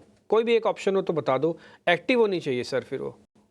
बिल्कुल, मैं एसआरएफ का ऑप्शन ही देख रहा हूँ और आपको भी धन्यवाद देता हूँ कि आप सही तरीके से दर्शकों को सुझाव देते हैं कि कैसे ट्रेड करना चाहिए। एसआरएफ बिल्कुल मेरे रेडार पे है, ओपन इंटरेस्ट बिल्टअप हो रहा है, मैं यहाँ पे नोटिस कर रहा हूँ, पुट राइटिंग देखने को मिल रही है, 2600 की कॉल में अनवाइंडिंग हुई है। उसके अलावा इस कॉल में भी ब्रेकआउट देखने को मिला है। 14 दिन के बाद ये कॉल का प्रीमियम 83 के ऊपर होल्ड कर रहा है, तो मेरे हिसाब से स्विंग बनना चाहिए। ऑप्शन से ट्रेड करेंगे तो ज्यादा रिस्क भी यहाँ पे नहीं रहेगा। लोड साइज इसका लगभग 375 के आसपास है। 2600 का कॉल लें, अभी लगभग 84 के आसपास चल रहा है। 80, 82 या 83 के आसपास ले लें। सपोर्ट रहेगा लगभग आपका 55 रुपए के आसपास, टारगेट बनेगा 120। तो 120 के टारगेट के लिए आप ले लीजिए। 2-3 लोट लेने तो करंट लेवल पे 2-5 रुपए नीचे आए तो ले। 120 तक के टारगेट यहाँ पे आपको बने। कॉल्स आपको लिखवा देता हूँ, प्रोड्यूसर साहब जरा लिख लीजिएगा उसके बारे में। हाँ, अभी ये देखो बात ही करते करते में 4 रुपये तो कॉल भी चल गई है। ये अभी 87 रुपये का रेट आ रहा है। आप भागना मत इसके पीछे। आई रिपीट माई सेल्फ, आप इसके अंदर भागना मत। आप एक काम करो, 82-83 रुपये का एक स्टॉप लॉस डालो इसके अंदर, ठीक है। 120 रुपये का इसके अंदर टारगेट डालो। 2600 की स्ट्राइक की कॉल है। आई रिपीट, SRF की 2600 की कॉल आपको प्लस करनी है, जिसमें स्टॉप लॉस डलेगा 82 रुपये का, और आप 120 का डाल लो। बोले 82 एकदम से हिट हो जाएगा सर, छोटा सा डीप स्टॉप लॉस एक और दे सकते हो चंदन सर आप? ये 82 रुपये हिट ना हो जाए, क्योंकि स्विंग है ना इसमें, इसलिए पूछ रहा हूँ। लेने का भाव 82 के आसपास है। स्टॉप लॉस तो मैं 55 के आसपास का रखूंगा। अच्छा, कि भी 80-82 के आसपास लें। 55 का स्टॉप लॉस, 120 का टारगेट। 55 का डालो इसमें एक स्टॉप लॉस, 120 का टारगेट डालो। 2600 की कॉल है। प्रोड्यूसर साहब लिख दो जरा सामने, ताकि किसी से कोई गलती ना हो कोई सुनने में लेवल्स की, क्योंकि ऑप्शंस में बड़ा इंपॉर्टेंट होता है। अभी 82 का रेट आ गया। आप यहाँ पे लेना चाहो तो यहाँ पे ले सकते हो सामने पे। SRF की 2600 की कॉल, 55 रुपये का स्टॉप लॉस, 120 रुपये का टारगेट के हिसाब से आप इसमें ट्रेड ले सकते हैं। चलो ठीक है, जो भी आपने कर दिया। हालांकि इसमें कहीं पता नहीं लगेगा कि हम 2600 की कॉल के बारे में जिक्र कर रहे हैं। थोड़ा शॉर्टकट अपनाया आपने, कोई बात नहीं, जाने दो। 2600 की कॉल के साथ जाओ, आप इसमें ट्रेड कर सकते हैं। एक शेयर ज़रा मैं और पता कर लेता हूँ आपके लिए। एक्चुअली मैंने थोड़ा शेयर भी आज ढूंढने में मुश्किल भी हो रही है, क्योंकि बहुत ही सिलेक्टिव चल रहा है मार्केट के अंदर कामकाज। जी एंटरटेनमेंट एक बार ज़रा दिखाना। जी एंटरटेनमेंट, किरण सर कोई प्रॉब्लम तो नहीं है ना जी एंटरटेनमेंट जिनके पास पड़ा है और जो यहाँ पे लेके बैठे हैं 140-145 की रेंज का? तो जी एंटरटेनमेंट की अगर हम बात करें डेली चार्ट के ऊपर काफी प्राइस करेक्शंस हो चुका है। अगर आप वीकली चार्ट देखोगे, मंथली चार्ट देखोगे, तो वहां पे एक अच्छा खासा सपोर्ट हम 130 के आसपास देख रहे हैं। 130 के आसपास कहीं ना कहीं बुलिश डाइवर्जेंस भी देखने को मिल रहा था। पिछले वीक में एक अच्छा खासा मूव आया था, स्टॉक अपनी 100 डेज मूविंग एवरेज के ऊपर भी गया था, लेकिन सस्टेन नहीं कर पाया, वहां से वापस नीचे आ रहा है। लेकिन कहीं ना कहीं बेस काफी अच्छा है, रिस्क रिवॉर्ड रेशियो मेरे हिसाब से फेवरेबल है। नो डाउट कंपनी में कॉर्पोरेट चीजें चलती रहती है, बट यहाँ पे अगर ट्रेडिंग पॉइंट ऑफ व्यू देखे तो एक बार्गेनिंग बाई के ऊपर अवेलेबल है। मेरे हिसाब से 130 के नीचे का एक स्ट्रिक्ट स्टॉप लॉस रख के डेफिनेटली जी में एंट्री लेनी चाहिए।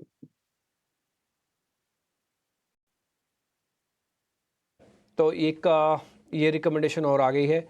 शेयर्स थोड़े थोड़े और देखता हूँ मैं, कुछ अच्छे शेयर्स कुछ मिल जाएं तो मेरे को मार्केट के अंदर से, जहाँ पे मैं कुछ ट्रेड आपके लिए ढूंढ पाऊँ। तो मेरे को 1 मिनट और लगेगा। मैंने एक रिकवरी फ्रॉम लो वाले शेयर्स भी मैं ज़रा चेक कर लेता हूँ, जहाँ पे थोड़ी स्ट्रेंथ आई है। थोड़ा आपको उसका और आइडिया लगेगा कि वहाँ पे इस समय क्या पोजीशंस बन रही हैं। लेके आ गया, मेरी शीट खुल गई। इसमें एक शेयर है कजारिया सेरेमिक्स, ज़रा दिखाना कजारिया सेरेमिक्स, स्क्रीन पे दिखाओ जरा कजारिया सेरेमिक्स। तो और एक दिखाओ आप ज़रा, एजिस तो मैंने कल ही पता कर लिया था। एक दिखाओ ज़रा HEG, कजारिया सेरेमिक्स और HEG। चंदन सर इन दोनों शेयर्स में से ज़रा चेक कर लो कि स्ट्रेंथ किसके पास ज़्यादा है। कजारिया सेरेमिक्स लो से हाई की तरफ बढ़ रहा है आज का, और अच्छी अभी काम कर रहा है। HEG भी यही काम कर रहा है सर। ज़्यादा स्ट्रेंथ किस में से है, HEG में कि कजारिया में? कजारिया के बारे में डिस्कस करना चाहूंगा, और साथ में मैं आप चाहोगे तो 2 मिड कैप स्टॉक्स का भी जिक्र कर सकता हूं।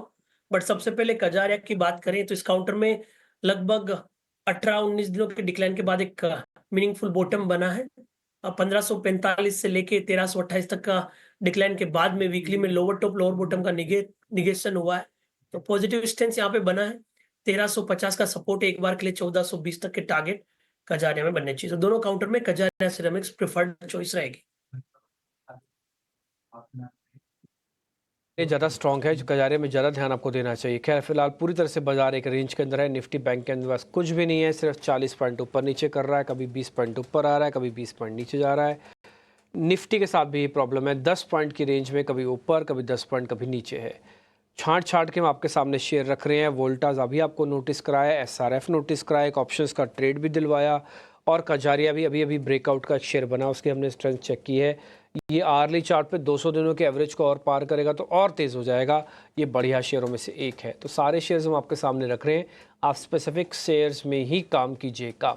एक ऑप्शंस का ट्रेड भी रखते हैं आपके सामने। ध्वनि पटेल हमारे साथ जुड़ रही हैं और उनसे जानते हैं आज का ऑप्शंस का चैंपियन।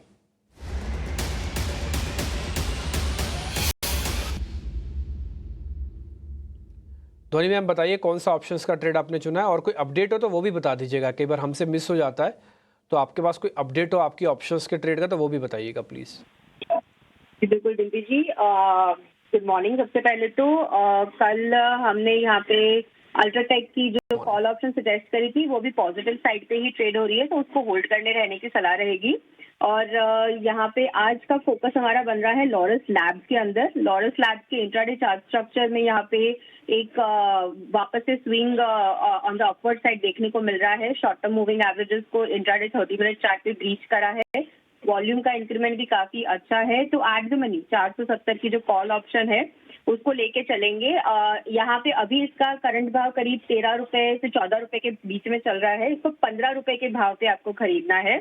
तो 15 रुपए पे आप इसको खरीदेंगे, आपका टारगेट 21 से 23 रुपए का रहेगा, और स्टॉप लॉस जो है वो 12 रुपए का लेके चलना है। लॉट साइज इसका 1700 है, तो आपका अधिकतम मुनाफा 13,600 और नुकसान 5100 तक का हो सकता है। ठीक है, लॉरस लैब से ध्वनि की तरफ से 470 वाली आपको कॉल खरीदनी है, और ये मिलेगी आपको 15 रुपए के भाव के आसपास। लक्ष्य बनेगा 21 रुपए और दूसरा टारगेट होगा 23 रुपए का। स्टॉप लॉस लगा के चलिए आप 12 रुपए का। अधिकतम मुनाफा 13,600 और अधिकतम नुकसान इस मुनाफे वाले टारगेट के आधे से भी कम, यानी कि 5,100। तो रिस्क रिवार्ड इसमें ठीक है। और लॉरस लैब का शेयर कैश में आप देखिए करीब 0.25% के आसपास की तेजी के साथ कारोबार कर रहा है। बाजार में देखिए छोटा सा सिग्नल आया, मतलब प्रॉफिट टेकिंग का। आज 13.70 की तेजी पर ब्रेक लगने के आसार दिख रहे हैं। हालांकि अभी भी निफ्टी 25,250 के ऊपर टिका हुआ है। लेकिन अगर आप शेयरों को देखेंगे, जहां पर टिल्ट हुआ है, जहां पर थोड़ा फोकस हुआ है, वो सारे के सारे डिफेंसिव स्टॉक्स आपको दिखेंगे निफ्टी में भी। Sun Pharma, ITC, HUL, Divi's Lab, Nestle, Tata Consumer, ये वो शेयर हैं जो FMCG या फिर फार्मा बास्केट से, और आज हम वहां पर बाइंग होते हुए देख रहे हैं। लॉरस लैब्स की कॉल आपको सुझाई है ध्वनि ने। लेकिन सन फार्मा में क्या यहां से भी तेजी कर सकते हैं? चंदन जी जरा आप चेक करेंगे, 1% ऊपर फिलहाल चल रही है ये। बिल्कुल, आप सन फार्मा की बात कर रहे हैं। देखिए, सन फार्मा और सिलेक्टिव फार्मा काउंटर है, वो सस्टेनेबल बाइंग इंटरेस्ट देख रहे हैं। सन फार्मा भी पॉजिटिव बायस है। स्लोन स्टडी आप देखोगे लगातार पिछले 6 वीक से मोमेंटम बन रहा है। हल्के हल्के स्विंग आते हैं, but higher rise higher lows के सीक्वेंस यहाँ पे इंटेक्ट है, तो उन लिहाज से खरीदारी की सलाह है। सपोर्ट आपको रखना पड़ेगा यहाँ पे लगभग 1795, ऊपर में टारगेट बनेंगे 1880 1900 के लिए।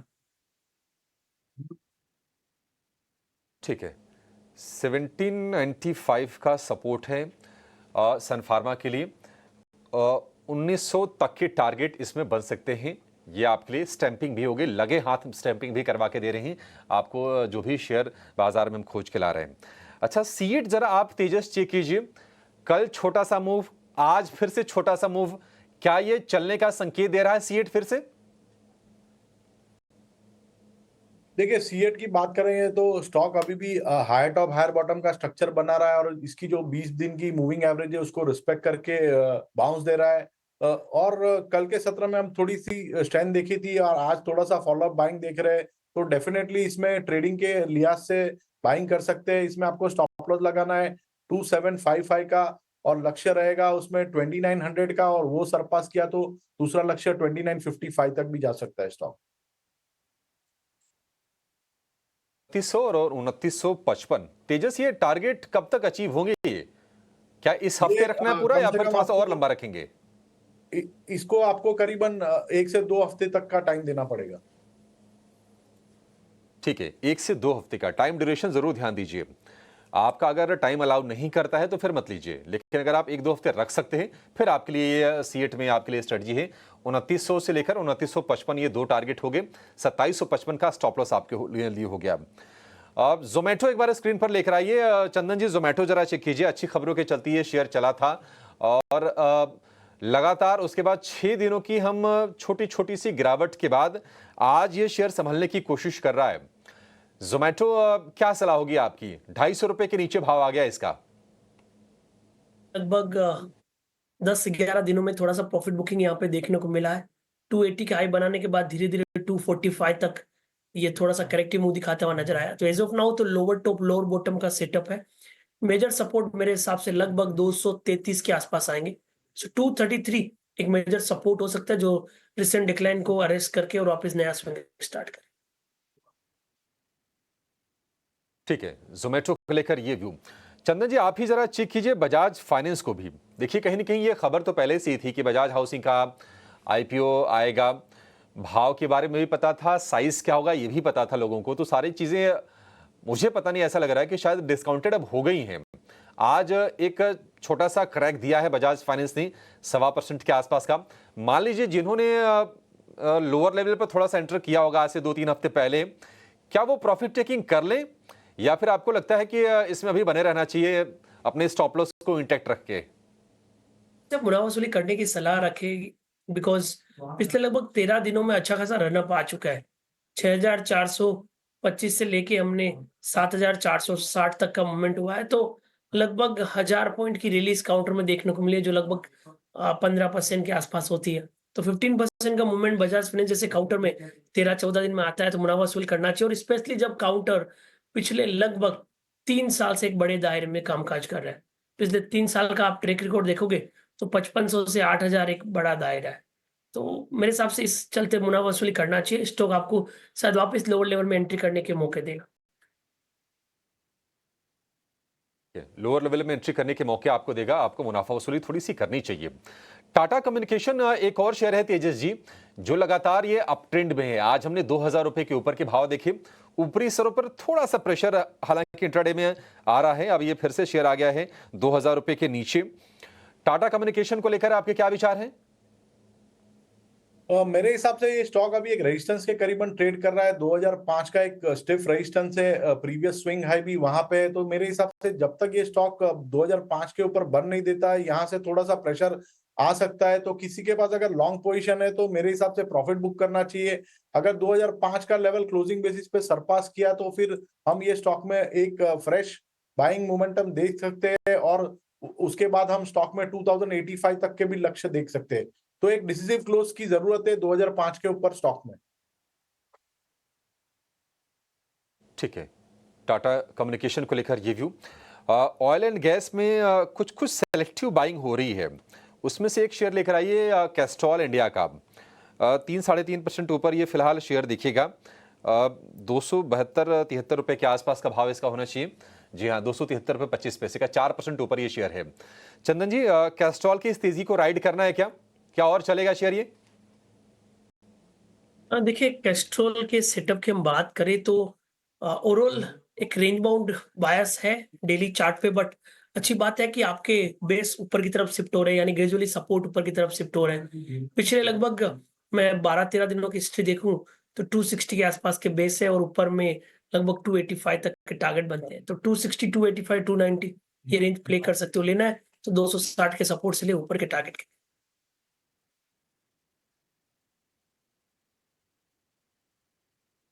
ऑलराइट, तो कैस्ट्रॉल इंडिया पे यहाँ पे 4% की तेज़ी और अभी भी पसंद आ रहा है चंदन को। पर इस बीच आप देखिए स्टॉक स्पेसिफिक एक्शन भरपूर है और हम पिछले हफ्ते से ही हाईलाइट कर रहे थे कि BPCL और HPCL जैसे काउंटर्स पे आप नज़र ज़रूर रख सकते हैं, क्योंकि दोनों ही काउंटर्स अपने 52 वीक हाई के बेहद करीब थे। और साथ ही जो ब्रेंट क्रूड के दाम जो है नीचे आते हुए दिखे, इनके मार्जिन्स को थोड़ा सा सपोर्ट ज़रूर मिल जाता है। और कल हमने देखा था कि दोनों ही काउंटर्स 52 वीक हाई पे थे। बट ऐसा ही एक पेयर है इंडियन ऑयल। चंदन, आपसे समझना चाहेंगे क्योंकि इंडियन ऑयल अभी अपने 52 वीक हाई पे बिल्कुल भी नहीं है। एक अंडर परफॉर्मर ज़रूर रहा है इस पूरी स्पेस में। कैसे देख रहे हैं आप इंडियन ऑयल को? क्या यहाँ पे अभी भी खरीदारी के कुछ अपॉर्चुनिटीज हैं और क्या आप यहाँ इन स्तरों पे खरीदेंगे? देखिए आप यदि मुझे 3 राय दोगे, 3 चीजें सेलेक्ट करने के दोगे, तो मैं आईओसी इंडियन ऑयल कॉर्पोरेशन को साइड में करूंगा। एचपीसीएल कंपैरेटिवली बेटर रहेगा looking at the price pattern. तो आईओसी कब से अंडर परफॉर्म कर रहा है, और मेरा ऐसा मानना है जब आपके पास में चॉइस एंड ऑल्टरनेटिव हो तो उन्हीं काउंटर में फोकस करो जहां पे स्ट्रेंथ है। आईओसी एक बड़े दायरे में है, नीचे में लगभग 163-65, ऊपर में लगभग 185। जब तक ये दायरा डिसाइसिवली पार नहीं करता तब तक मोमेंटम आना टफ है। बट एचपीसीएल है जहाँ पे हायर बेस बन रहा है, ये काउंटर हो सकता है जहाँ कोई भी हल्के से डिप आए तो खरीदारी के मौके ढूंढने चाहिए। ठीक है, तो एचपीसीएल यहाँ पर अगर कोई भी गिरावट आए तो आपको खरीदारी के मौके ढूंढने चाहिए। कल जहाँ तक मैं चेक कर पा रही हूँ ये स्टॉक में लगभग 435 के भी ऊपर के स्तर दिखाए और काफ़ी एक अच्छा मोमेंटम था। तो जो परफॉर्मर है, जो कि स्ट्रॉन्ग काउंटर है, उसके साथ ही रहे। फिलहाल आईओसी को थोड़ा सा अवॉइड ज़रूर करना है। पर चलिए एक बार फोकस करें, जितने भी काउंटर्स आज डिफेंसिव से हैं उनमें ज़रूर एक्शन देखने को मिल रहा है। और आज जो है एक ब्रोकरेज रिपोर्ट भी आई है फार्मा स्टॉक पे, जिसके चलते जो है एक्शन है। एल्केम लैब्स यहाँ पर जो है इनकी एक एनालिस्ट मीट हुई थी और उसके बाद जेफरीज की भी एक पॉजिटिव रिपोर्ट आई थी और आप देखें काफ़ी सारी पॉजिटिव कमेंट्रीज निकल कर आई हैं घरेलू और इंटरनेशनल मार्केट में। कंपनी ग्रोथ तो देख ही रही है और मार्जिन्स इम्प्रूवमेंट यानी मार्जिन्स में सुधार की भी उन्होंने गाइडेंस दी है। एल्केम लैब्स फिलहाल 1% की तेजी के साथ डे हाई पे है। तेजस, क्या यहाँ पे कोई फ्रेश ट्रेड बनेगा? डेफिनेटली स्टॉक का जो बेस है अभी वो 6000 के करीब बने हैं, तो 6000 के स्टॉप लॉस से ये करंट भाव पे या तो माइनर डिप पे खरीदारी कर सकते हैं। इमीडिएट बेसिस पे मुझे लग रहा है कि ये स्टॉक 6250 से लेके 6300 तक भी जा सकता है। तो बाय ऑन डिप्स की रणनीति रखनी चाहिए एल्केम लैब में। बाय ऑन डिप्स की रणनीति रखनी है एल्केम लैब्स में। पर चंदन, एक और स्टॉक जिसके बारे में आपसे राय चाहिए वो है, देखिए, कॉनकॉर। हालांकि पूरे पीएसयू पैक में हमने टाइम वाइज और प्राइस वाइज करेक्शन हावी होते हुए देखा, पर चंदन कॉनकॉर देखिए आप 1150 के स्तर से कब 950 आ गया, कुछ ज़्यादा फील नहीं हुआ। और इसलिए भी नहीं हुआ क्योंकि रोज़ ये स्टॉक धीरे धीरे करके नीचे आता था, हमारे भी रेडार पे नहीं आता था। जिस दिन करीब भारी बिकवाली हो, 4% 5% टूटा हो, एटलीस्ट मुझे तो याद नहीं है। पर चंदन, क्या इन स्तरों पे आपको थोड़ा सा अट्रैक्टिव लग रहा है? क्या आप कॉनकॉर में खरीदारी करेंगे या यहाँ पे भी थोड़ा अवॉइड करने की राय होगी? से अवॉइड करेंगे फिलहाल, क्योंकि आप देखोगे पूरा का पूरा सीपीएसई इंडेक्स थोड़ा सा एक सेटबैक देखता हुआ नजर आ रहा है। यानी कि इन शॉर्ट टर्म मेरे हिसाब से थोड़ा सा मुनाफा वसूली हो रही है ताकि नई रैली बने। कॉनकॉर की बात करें 1180 से लेके लगभग 960 तक का डिक्लाइन यहाँ पे देखा जा चुका है लगभग पिछले 60 दिनों में। और overall lower top lower bottom के sequence lower time frame chart पे है। तो एक बार के लिए थोड़ा वेट एंड वॉच करें। नीचे में 940 920 तक के डाउन साइड है। 1000 रुपए का लेवल निकलेगा तभी जाके कोई चार्ट में रिवर्सल सेटअप बनेंगे। इवन डेटा के हिसाब से भी बात करें, थोड़े से शॉर्ट्स के बिल्टअप बने हैं और जब तक 1000 की कॉल अनवाइंडिंग और 1000 का लेवल नहीं निकलता है तब तक मेरे हिसाब से इस काउंटर को ऊपर के लेवल पे बाउंस आके टिकना टफ रहेगा। थोड़ा सा वेट एंड वॉच करें, ये लेवल पे फोकस करके यहाँ पे एंट्री के प्लान करें। क्या मार्केट्स पूरी तरह से एक रेंज के अंदर, सिर्फ 12 पॉइंट की ही मामूली सी गिरावट आपको दिख रही होगी। विनोद कारके से हम बातचीत करेंगे, आईसीआईसीआई सिक्योरिटीज़ के हैं वो, और 10:10 पे उससे पहले एक कम्युनिटी का सेगमेंट होगा। ये जो 5-6 मिनट रह गए हैं 10 बजने में, उसके बीच में कोई और शेयर हमको मिलते हैं तो हम आपको नोटिस करवाते हैं। फिलहाल अगर आप देखें तो पूरी तरह से रेंज के अंदर से मैं कह रहा था आपको मार्केट दिख रहा है। रिलायंस सपाट, HDFC सपाट, TCS इन्फोसिस में कोई स्पार्क नहीं, HUL और L&T भी आज आपको स्पार्क नहीं दे रहा, तो टिल्टेशन तो है ही नहीं। एडवांस डिक्लाइन के हिसाब से भी कोई बहुत तेज़ मोमेंटम आज नहीं बना हुआ। एक बार ज़रा एडवांस डिक्लाइन का F&O वाली शीट दिखाइए। वैसे तो बायसनेस पॉजिटिव है, F&O वाली शीट इसमें लॉन्ग शेयर है करीब 98, कवरिंग वाले हैं 30 शेयर, तो कुल मिला के आपके पास बन जाएंगे 128 शेयरों का नंबर है। ये काफ़ी अच्छा नंबर है, तो आज बाज़ार ज़्यादा डिप नहीं मारेगा। ये आप NSE, BSE, F&O और मैंने जो आपको वेटेज वाले शेयर्स को नोटिस कराया, ये सारा चीज़ इंडिकेट कर रहा है कि बाज़ार ज़्यादा डिप नहीं मारेगा। ये क्लियर है। तेज़ी आएगी नहीं आएगी उस पर मेरे को थोड़ा सा डाउट है। डाउट इन द सेंस मतलब एग्रेसिव तेज़ी आएगी, डिप नहीं मारेगा, ये तो काफ़ी हद तक समझ में आ रहा है अभी तक का डाटा से ही। तो अगर आपको कभी भी कोई भी छोटी मोटी अपॉर्चुनिटी मिल रही है तो आप उसको प्लस करने का इस्तेमाल भी कर सकते हैं। एक काम करते हैं, जरा चंदन सर से पता, चंदन सर मैं बैंक निफ्टी प्लस कर लूँ क्या? 51, 200, 51, 100, 51,000 जो बोलोगे मैं उसका एक स्टॉप लॉस लगाता हूँ। देखिए अभी तक तो सेटअप रेंज बाउंड है और 3 दिन के हायर लोस के सीक्वेंस सर पास नहीं हो पा रहे हैं। और 3 दिनों से आप नोटिस करो कि जो हाई बनते हैं ऑलमोस्ट जो ओपनिंग होता है वो हाई बन जाता है। 3 दिन पहले देखें 447 का ओपन था, 466 हाई बन गया। कल का इवन ओपन हाई सेम था, आज का भी ओपनिंग 480 था, हाई भी 500 है। तो एक बार के लिए आज के हाई के लेवल निकले या ओपनिंग के लेवल निकले तभी सेटअप बनेगा। अदरवाइज थोड़ा सा मेरे हिसाब से कंसोलिडेट हो रहा है तो अच्छा है, सिलेक्टिव स्टॉक्स पे फोकस करें।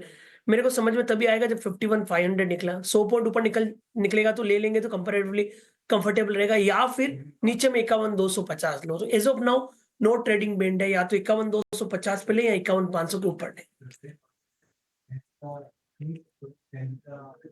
ठीक है, बात तो आपकी ठीक है सर, 51,500 की है। तो एक काम कर सकते हो आप, एक जरा प्रोड्यूसर साहब 51,500 वाली कॉल दिखा सकते हो 4 सितंबर की, कॉल और पुट दोनों दिखा दो। एक का रेट है 240, एक का रेट है 140। ये दोनों गलने जा रही हैं, जरा चंदन सर से मैं पता कर लेता हूँ। अगर ये नहीं होने जा रहा है तो ये दोनों गल जाएंगी, कॉल भी गल जाएगी और पुट भी गल जाएगी। ये है 51,500 वाली, हाँ 400 नहीं 500, 51,500 कर दो अगर आपके पास है तो। 51,500 ऊपर ठीक है, 4 सितंबर वगैरह सब कुछ ठीक लिखा है, बट 51,500 कर देना। यस ये वाली एक चल रही है अभी 138 की, ऐसी जैसे कॉल दिखाई ना एक पुट भी दिखाना। चंदन सर आप भी जरा चेक कर लो आप, अगर ये रेंज में ही रहने वाली फिर तो दोनों गलने जा रही है सर, क्योंकि 250 रुपये है पुट के और 150 रुपये हैं कॉल के। बिल्कुल, देखिए सबसे पहले तो मैं इस कॉल की बात करूं तो पिछले लगभग 12 दिनों से ये कॉल नीचे में 180 नहीं तोड़ रही थी और ऊपर में 420 नहीं तोड़ रही थी।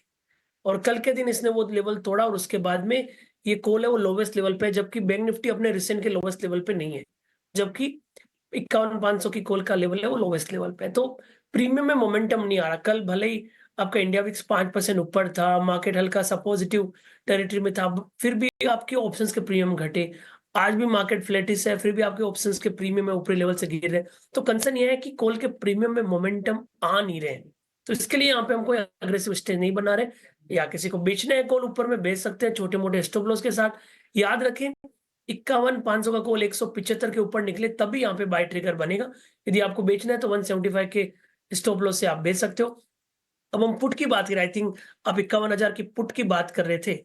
51,000 की पुट की मैं यदि डेटा सेटअप देखूं तो यहाँ पे भी लोअर टॉप लोअर बॉटम बन रहा है, बट अच्छी बात है पुट आज गिरी नहीं है। बट अगेन यहाँ पे भी थोड़ा सा अपर साइड का स्विंग मिले तभी यहाँ पे वर्क करना चाहिए। 51,200 की पुट भी देखूं तो अच्छी बात है कि आज गिर नहीं रही है, बट कंसर्न है कि मोमेंटम नहीं है। तो इसके लिए कॉल पुट दोनों में ट्रेड के सेटअप बन नहीं रहे। आपको बेच के 70-80 पॉइंट ऊपर का स्टॉप लॉस बना के डीके का बेनिफिट लेना है तो ले सकते हैं। देखो बाय करके कुछ नहीं मिलेगा, ना तो पुट को बाय करके कुछ मिलने जा रहा है ना ही कॉल्स को, इसलिए मैंने आपको 51,500 वाली एक ही स्ट्राइक की कॉल और पुट आपको दिखाई। अभी आप दिखाओगे, अभी आपने थोड़ी देर पहले 51,500 के पुट को देखा होगा, 10% ऊपर आ गई थी, फिर से 10% नीचे आ गए। पुट दिखाना 51,500 के। ये मैं इसलिए दिखा रहा हूँ क्योंकि मेजॉरिटी लोग इन्हीं में ही काम कर रहे हैं। मैं वॉल्यूम भी चेक कर रहा हूँ, इसलिए मैं ऐसे कोई कोल कल्पितों की बात ही नहीं बोलता। मैं तो एक एक चीज़ सारी डाटा प्रूवन करके बोलता हूँ। बहुत तेज़ और बहुत शार्प मोमेंटम आ रहा है, और क्या है ये चेस करवा रहा है आपको, बस आपको आगे लाता है, अच्छा आ जाओ करके। जैसे आप आते हो आप वैसे ही भर भरा के पीछे जा रहा है। होता क्या है, ये ट्रैपिंग है मार्केट की, और ये टिपिकली राइटर्स मार्केट है, ये बायर्स मार्केट नहीं है। जिसको कॉल और पुटे बेचनी आती है, प्रोफेशनली तरीके से स्कैल्पिंग करनी आती है या फिर स्ट्रेटजिकली प्ले करना आता है, उसके लिए है ये काम।